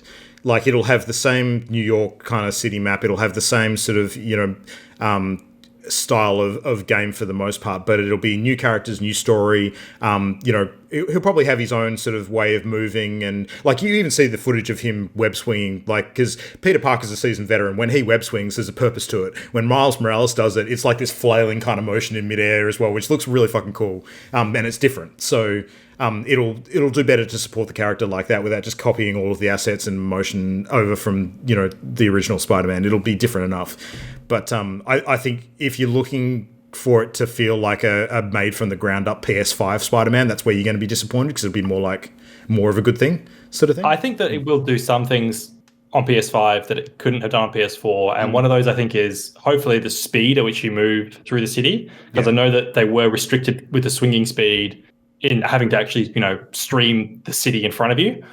Whereas with the PlayStation 5's SSD fast loading stuff, hopefully they can make it so you can like super rocket through the city. Yeah.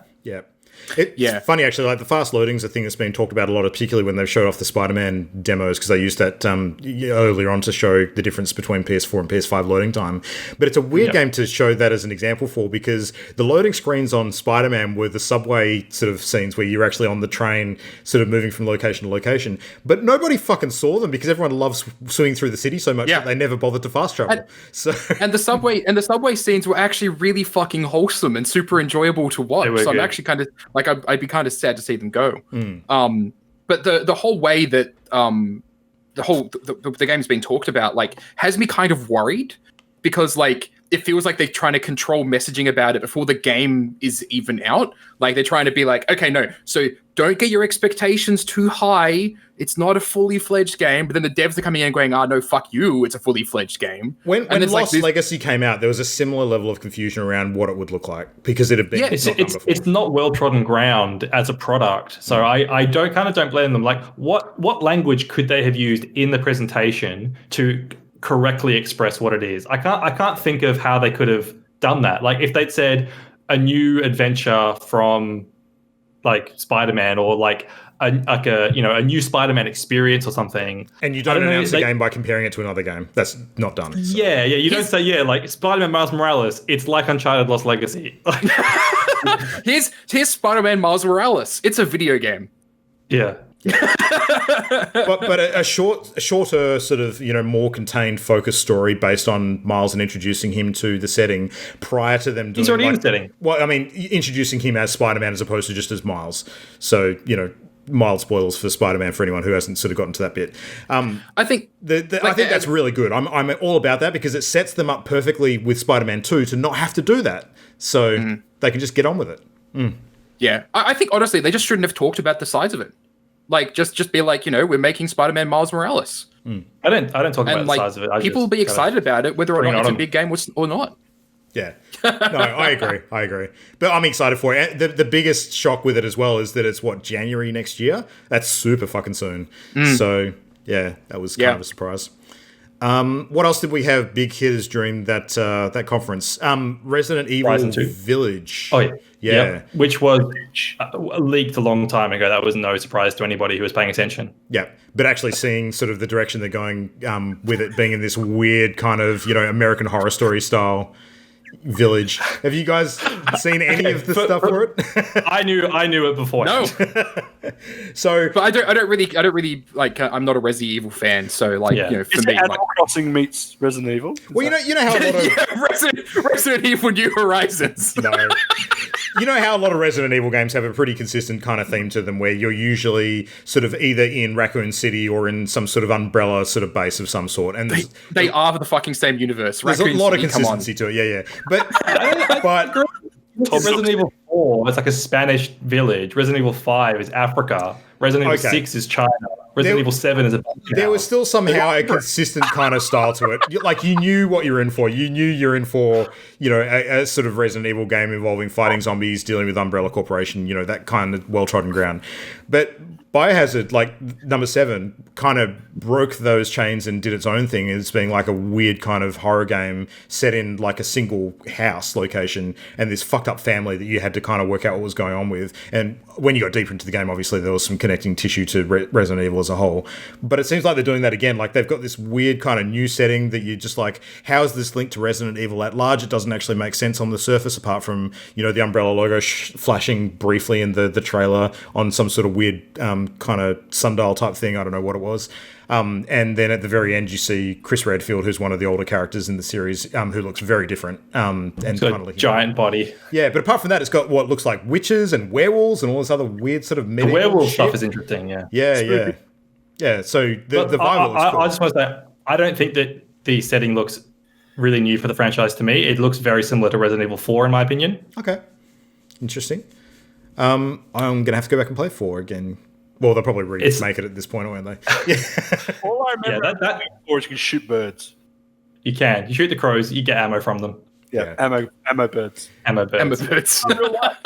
Capcom seem to have got this cadence now where they're doing like a remake and then a new Res Evil, then a remake, then a new Res Evil. And if they continue that for a little while longer, I think that's actually quite cool. So, yeah, it's a good system. You want to talk about Horizon? Yes, I did want to talk about Horizon because that's a game that when I finished the original, I thought, does this game need a sequel? And I'm still not certain. I'm sure as fuck going to play it, and I'm sure it's going to be good. But I'm wondering where it's going to go as a sequel.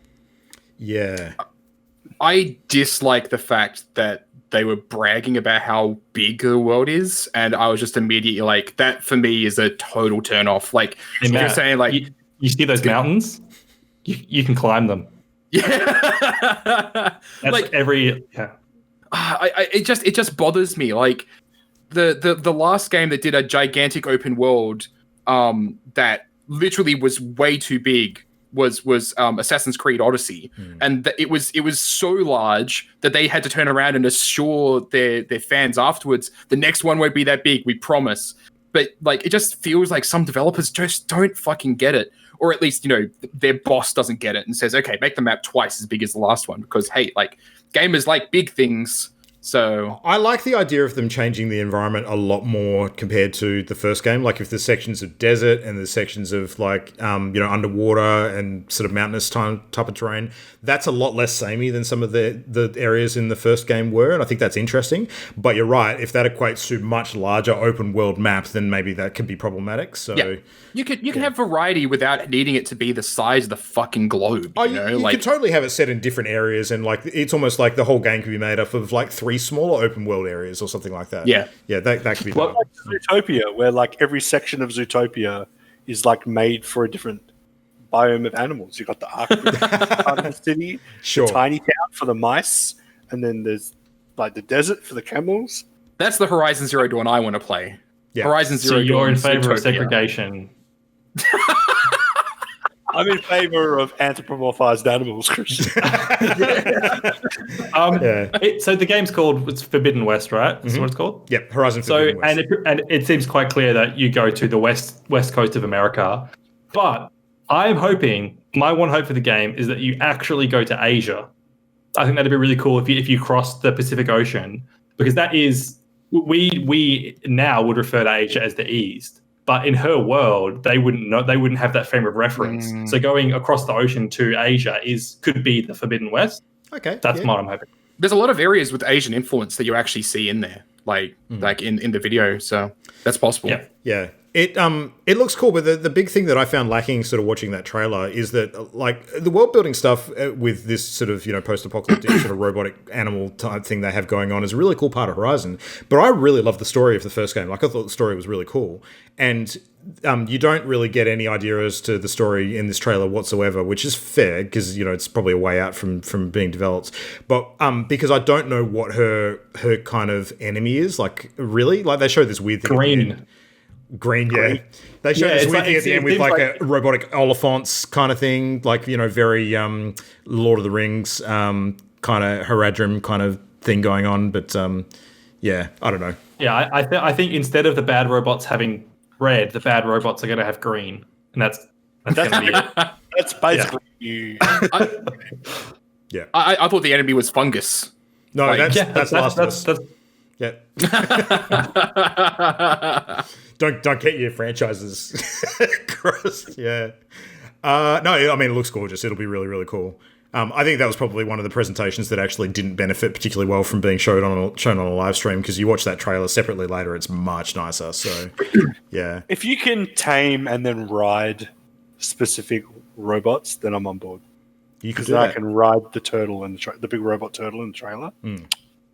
Yeah. I'll buy it. You want to you want to befriend a really cool looking massive turtle, Adrian. You need to play the Ori sequel. That's what you need to do. So yeah. The one other game that I personally wanted to talk about briefly was now we've actually seen proper gameplay of Ghostwire Tokyo. Yeah. And Oh, yeah. that was one of the ones that excited me the most because that looks cool as shit. Yep. It looks awesome. Probably, It actually- maybe the game I'm most excited about from the presentation. I would agree, actually.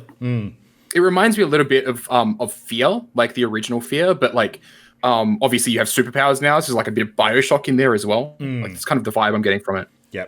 I think going first person, like for this style of horror game, was a really smart choice. Personally, yeah. Really. I didn't expect that though. I was actually expecting it to be like a third person game, but I wasn't expecting first person. Yeah. No, it's really cool. All right. Anything else sort of PlayStation related? I mean, they had a really good broad sort of stretch of stuff. So Project Athia from Square Enix, very quick tease, but just like a tone trailer. But I really dug that.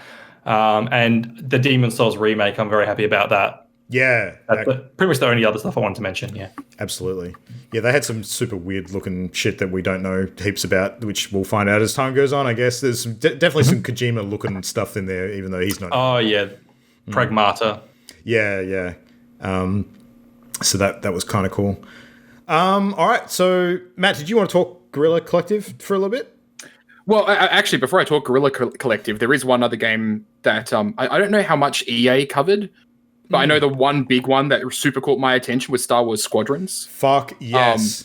Yeah, I'm mega excited for that. Like, it I'm looks down for that. so good. Like it looks like EA is actually like paying attention to what people have been asking for ages. I hope so. I was really, really excited at No Man's Sky doing VR because I knew I'd be able to do dogfighting in VR for the first time pretty much ever. Like I could have bought, there was that other Eve Valkyrie. That's the one, yeah, that they had available, which I haven't played yet, which I've been told I should because it's actually quite decent apparently.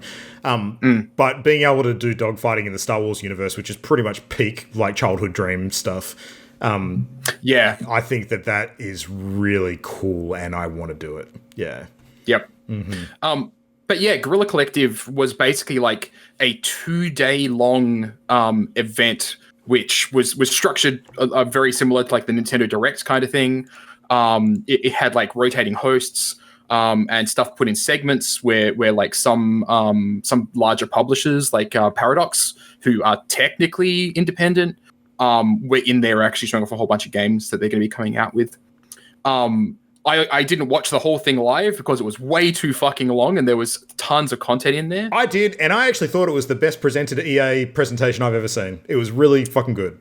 So, yeah. EA or E3? No, EA specifically. Like EA. I'm talking about Guerrilla Collective. I'm talking about Guerrilla Collective. Yeah. My bad. Yeah, I moved on to Guerrilla Collective. I hadn't actually seen the EA thing. Was there anything else that you've seen at the EA one with announcements? In terms of games, the only other one that sort of caught my eye as being interesting was there's a new co-op game coming from Hazelight, which is the you probably remember Joseph Fares from his Game Awards fame of telling the Oscars could go fuck themselves. The studio that did Brothers: A Tale of Two Sons and A Way Out, the prison escape game, the co-op one, is doing a new co-op game called It Takes Two, which is going to be launching next year. And it's like a rom-com. Well, this one looks like the general premise from what I understand is a girl who's in a sort of shit situation at home with her family or something like that. And she creates two dolls or clay dolls or whatever that come to life, and they actually work together to try and sort of get her life on track or help her escape or something like that. But you're basically playing as her, controlling these two characters, and I think if it's a proper 2-player game, you'll sort of take on the role of each of them and work together similar to how you did in A Way Out. But the other big selling point of this is that some of the challenges look like they're going to be really sort of kind of in unreal kind of psychedelic worlds that are shaped to look like her emotive state. So I kind of envision something a little similar to what they tried to do with that Pixar movie about emotions. What was that, sorry? Inside Out. That's the one. Yeah, Inside Out. Like try and have some of those sort of things sort of take form and create the environments. So that sounds interesting to me. And I I mean, while A Way Out and Brothers are not necessarily my favorite games of all time, I actually really like what that guy does and what his studio does. Like, I think their work is interesting from an artistic perspective. So, yeah, mechanically, like their games are just incredibly fascinating and always super experimental. Like the way that like if you've not played Brothers, you should go play it and play it completely spoiler free, because the way they twist a mechanic in the game on its head at the end is fucking incredible. It is so good. Yeah. Highly recommend it. Yeah. But apart from that, I just thought it was a fairly decently presented sort of thing compared to how EA usually sort of really commercializes up their fucking let's disrupt the gaming industry for business this, business that model of bullshit. So yeah, it was good. Yeah. But yeah, in terms of the Guerrilla Collective, yeah, it was basically 2 days of streaming, really long, lots of different hosts, and a stupid amount of games. Like it was actually hard to keep track of everything that got announced and shown there. There was a couple of big ones that popped up. So like Baldur's Gate turned up, and they were talking about some new Baldur's Gate stuff. They had. Is that where we got the idea that Baldur's Gate apparently the opening sort of segment of that is going to be bigger than the entirety of Divinity Original Sin 2? Oh yeah, that may have been from that. Yeah. I don't think I have the Baldur's Gate thing live, but if it came, I would be surprised. Yeah. Again, too big. Don't do. But yeah, like Divinity Original Sin 2 did actually come up. There's apparently, I forget if it's a free DLC or just DLC that's coming out, but they have got DLC for that coming out soon as well. Pretty sure it's free. Yeah. But I just wanted to go over, like, I actually made a note of a bunch of different games that popped up from it that I'm like, oh, that looks fucking cool. And I ended up with a list of 16 games. Like, there's just a ton of shit they were showing off. All independent titles, some much larger than others. But I figured I'd go over just 6 of my favorites from that list that really kind of shone out to me. Evil Genius 2 got announced back in March, but this was the trailer kind of showing off, his gameplay and kind of talking about how things are going to work. So the first one, my impression, Matt, and correct me if I'm wrong, because I haven't played the first one, is that Evil Genius is kind of like a supervillain in a Bond kind of universe, sort of take on the Dungeon Keeper kind of concept. Sort of, yeah. So you basically play the supervillain in a Bond movie. Only you're constantly dealing with a variety of agents that keep on turning up to your place while you're trying to build a super weapon and take over the world. Yeah. That's basically the way that it plays. And it is very much Dungeon Keeper-esque in that you have a volcano base that you're building into. You've got to kind of structure rooms and take care of minions and that sort of thing. There's a board game that I really like that is that exact theme called Mwahaha. If anyone's ever played it, it's fucking great. But yeah, it's a good setup. But yeah, the sequel looks so good. There's a bunch of little features in there that I saw while I was looking at gameplay, and I'm like, oh, they changed that thing. And as a player and a fan of the first one, is exciting. But if I were to go over it here, it would be like, shut up, Matt. So I'm pretty sure I've talked about Skatebird before. A friend of mine is working on Skatebird. Basically, before all the Tony Hawk stuff got announced recently, they were working on basically a game where you skateboard around as small birds. I love the idea that I like to imagine that the studio was working on Skatebird, and then Tony Hawk got announced, and in the office just started flipping over tables, losing their shit. That was the other one I didn't mention at the EA event. Skate 4 got announced, and a lot of people are very happy about that too. So skating's back in vogue apparently. So. It's made a resurgence pretty much. It's almost like they saw Skatebird being made and were like, huh, this is popular. Sure.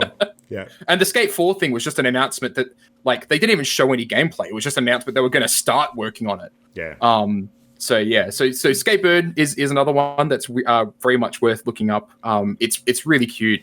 I forget that there's a button, so if you fall off of your skateboard, in a lot of the old Tony Hawk's games, you have a flip out button. But in Skatebird, you have a scream button, so you screech and make bird noises because you fell off your skateboard. Just find that immensely cute. I don't know. Birds are adorable. So birds are adorable, absolutely. I find them. Okay.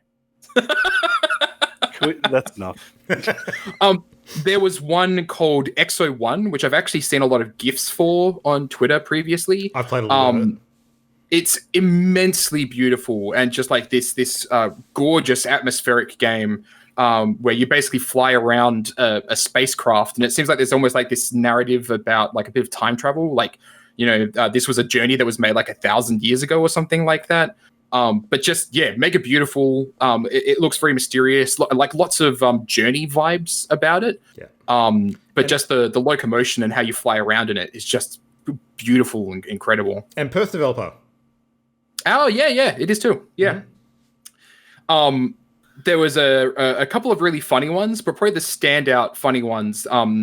There was Just Die Already, an old people mayhem simulator, which is basically Goat Simulator, but old people instead. I'm not going to talk about that one so much because I thought there was one that was way funnier, which was called Say No More, which is basically a game where you play an intern and you have to tell people to stop asking you for shit. It's fucking hilarious. 100%. Like, I cannot do it justice. Go look up the trailer for it. It is so funny. Like, you're basically like running around an office, fuzro-dying your fellow staff members with no's, basically. So it's called Just Say No More. Say no more, but whenever no has an exclamation mark, say no more. Oh, okay, yeah. Cool. That's a nice play on words. I like that. Yep. Paradox talked about Empire of Sin, which is by Romero Games. Yeah, this one looks cool.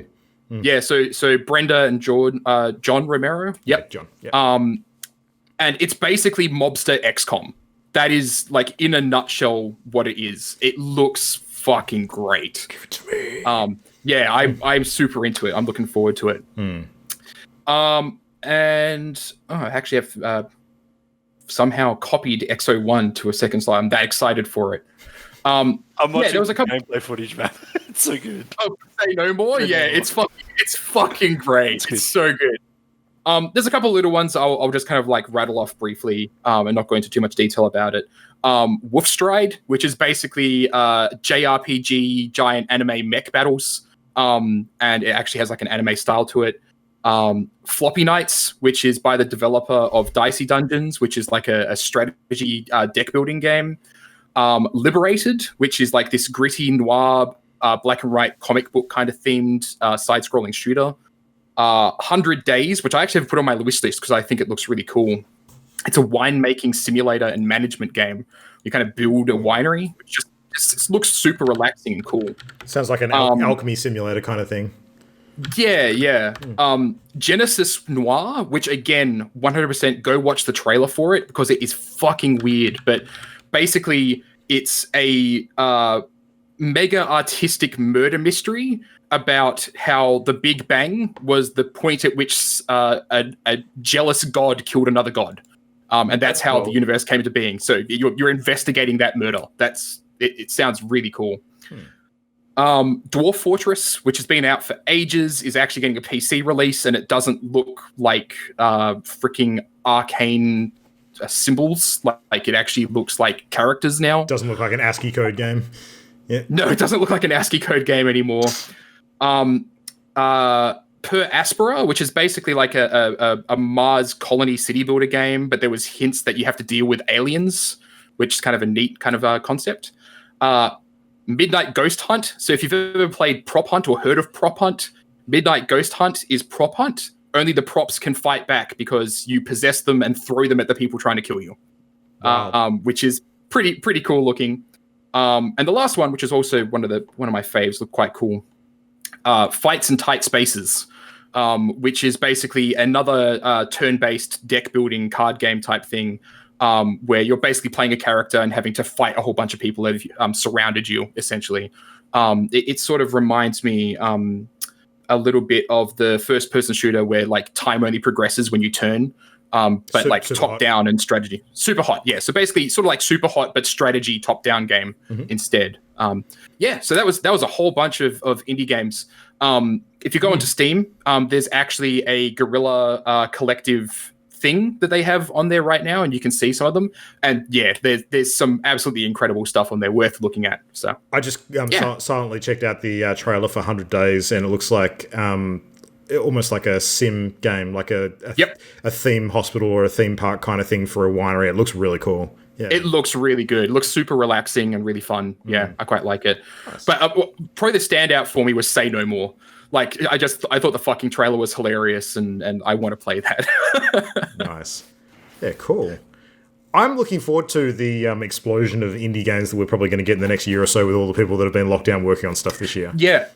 Like, I actually think that this structure was really good for indies. Because like going to EA and having a booth and getting a publisher or a partner there to actually set you up is fucking expensive and really hard to do. Yeah. But streaming is easy and free, and most people can do it. And I think that it worked out incredibly well this year. Like I've heard from a couple of friends that they've seen massive boosts in their wish lists just as a result of the Guerrilla Collective thing. So yeah, I quite like that setup. Yeah. Yeah, go. Can I tell a quick story? So I don't want to talk about the PC gaming show much, but there's one thing I wanted to talk about. Somebody for me now, go to notbloodborne.com and tell me what you see.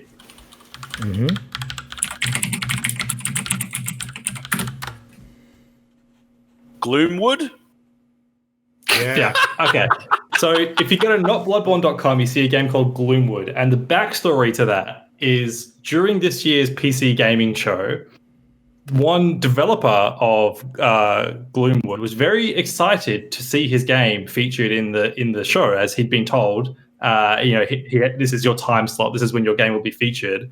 But then that moment came and went, and his game Gloomwood was nowhere to be seen. And so he went on Twitter and said, so it appears they've forgotten the Gloomwood trailer. And he said that during the show. And then the people behind the scenes obviously scrambled and were like, shit, we forgot to put that in. So then they did an announcement before the end of the show where they said, please stick around to like the audience, please stick around after the credits because we've got one more trailer that we're going to show you. And so everyone who was like, there's been a huge army of people that have been like, there's going to be a fucking Bloodborne PC release. They're teasing it. It's going to be the one more thing. No. And then after credits, short 20-second trailer for a game that looks like a kind of like Thief, but it's not what people wanted. People were expecting Bloodborne.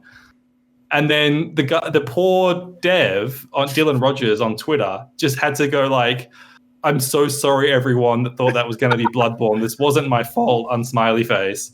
And then it just turned into a shit show where the poor guy just wanted his game featured at the PC gaming show, and then he had an army of people coming at him going, why the fuck were you the end credits stinger? Where's Bloodborne? Yeah, because surely it's his fault. Fuck hell. Yeah. Oh my god.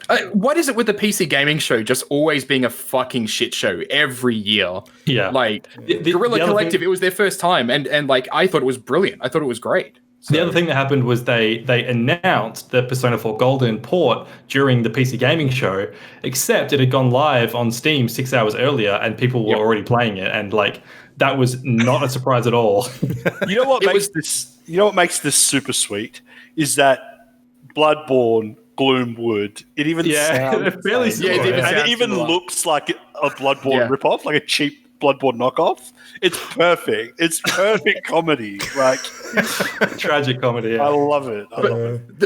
The Persona 4 thing is actually really funny because what kind of adds on top of that is before it appeared on the PC gaming show, it had appeared on the Guerrilla Collective. Oh, really? Yes. Huh. It was the worst kept secret in gaming though, because like we knew about it like a week or so before it happened. As well. Steam database files had been revealed already. If you actually, again, like if you look on Steam at the Guerrilla Collective collection, Persona 4 Golden is on there, and that's because it was shown at the show. So there you go. I just wanted to say too, there was a trailer for, I don't know if you guys know that Amazon have been developing a MMO for years called New World. That's like this dark fantasy conquistador South America setting. And that game, I think it was announced, like maybe 4 years ago. There was a trailer for it in the PC Gaming Show, and it looks like a game from 2006. It looks immediately. I was like, this looks like Warhammer Online. Is what it looks like. It's that exact like first generation of World of Warcraft clones. Oh, and it's gonna just disappear in a second. Oh yeah. Yep. We're long past the point that 100%. people have appetite for that kind of stuff. Yeah. Yep. I sometimes forget Warhammer Online existed. It feels like a dream to me. Like a fever dream. I played it for like 3 months and then was like, what a piece of shit, and never looked back. I still have the collector's edition box of that game. So do I. I've still got the model that came in that. The model was cool. The model was really cool. Yeah. And the artwork book that you got with it as well was awesome. Like, I was a huge fan of that. Yeah. It was cool. Well, we're running long, but I think there's one more thing that we probably wanted to hit on tonight. And Christian, I'd be shocked if you didn't. Bloodborne PC? I'd be shocked if you didn't want to talk about a certain Pokemon thing. We're not talking about that until after the credits. Yeah. You guys forgot my news item. Christian, what the fuck is Pokemon Snap's appeal? Oh God!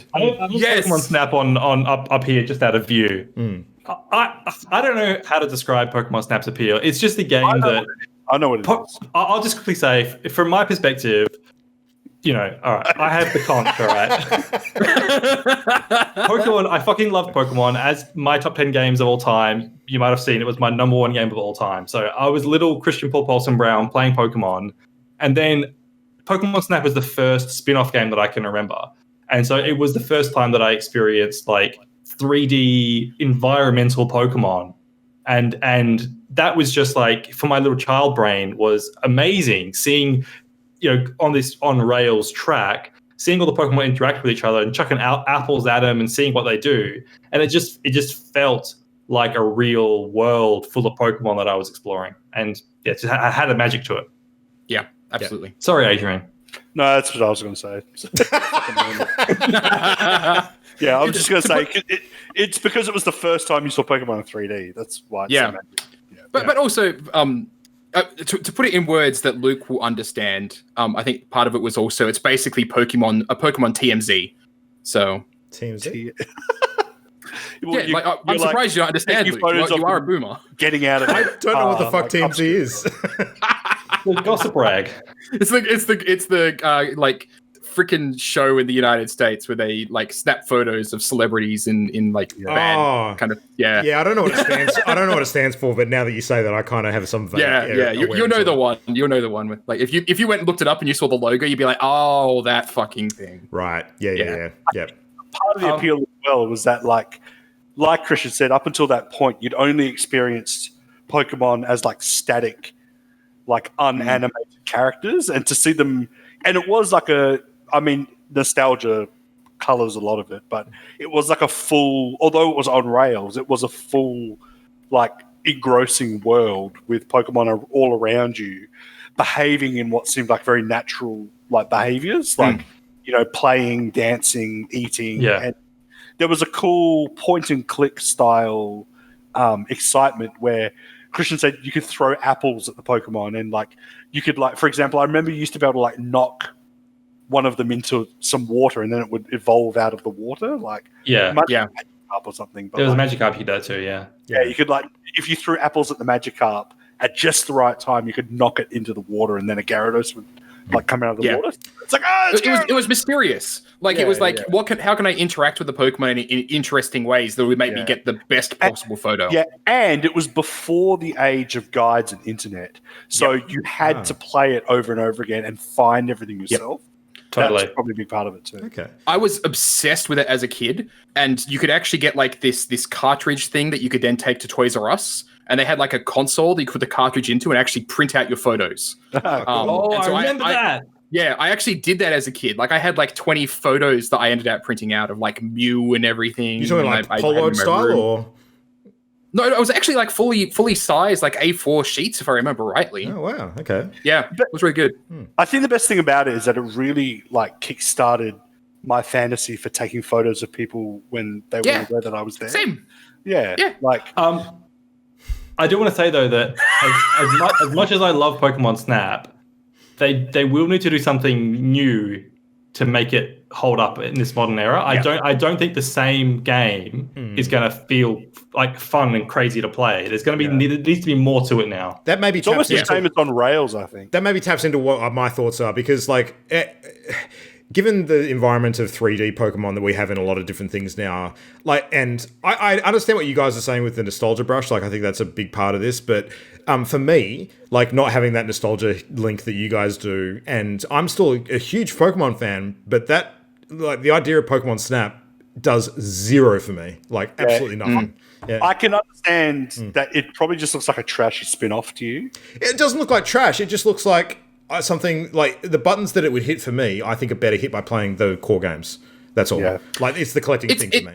Pretty sure I heard you call it trash. I'm pretty sure you said this game is trash. My name is relatively speaking. I endorse the statement. It's Pokemon bird watching. Like, I don't do that in real life. Why the fuck do I care about it in a game? but like, I think the thing that they would need to change to make it more interesting is to take the on rails thing away and actually give you an open world to actually go through. And it's like, okay, well, I'm going to go down this path. I'm going to take my camera out and I'm going to snap photos of Pokemon. The one aspect of it that I can appreciate is I don't think so. Yeah. The one aspect I can appreciate is if there's sort of environmental puzzle mechanics around manipulating your environment to get certain things to appear so you can get the photos. Like that, I appreciate. I think that's a cool idea. But it still doesn't excite me as a game. It just doesn't. So I totally understand that, and I don't have high hopes for it being an amazing game. I'm sure she's going to play it though. But same here. Yeah. I also wanted to mention that while we were talking, Pokemon announced a new game called Pokemon Unite that is not developed. It's developed by Tencent, and it's basically a Pokemon MMO. No, not MMO. Shit, I take that back. MOBA. Oh, MOBA. Really? Different acronym. It's a 5v5 Pokemon game with like two teams, but you don't actually you battle, but you also catch Pokemon and evolve them in the middle of the match. So yeah, look it up. I mean, while we talk or afterwards. Pokemon Unite. Does it say what platform is it on? Switch and mobile. On both. Switch. And on Switch PC and as mobile. well? Pokemon Unite. It's the main Pokemon account tweeted it. Co-op strategy game. Okay, interesting. Yeah, sure. I have to watch the trailer. Pokemon Company releasing a MOBA is not what I expected to hear tonight, but sure. Cool. Well, I guess that's a wrap. That's an episode. Gentlemen, thank you very much for your thoughts on all things gaming tonight as well as usual. So, lots of stuff to look forward to. Not all of it necessarily next gen. I think we've got some things sort of later in the year that we get before that, but 2021, provided that the world doesn't actually fucking end due to a misplaced Mayan calendar, is looking pretty good. So we'll see. Yeah, Adrian's getting his toaster hand ready. That's what's going on. I was just thinking of the Terminator. Oh, Christian started it. Yeah.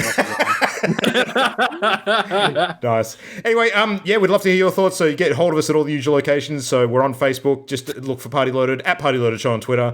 Everything linked via our main hub at channelendgame.com. And of course, catch us live for our content on Twitch every week, whether we're streaming or actually doing the show at twitch.tv/partyloaded. And we haven't actually decided on our streaming schedule for next week, which we'll probably chat about offline, but we'll catch us there playing something fun next week.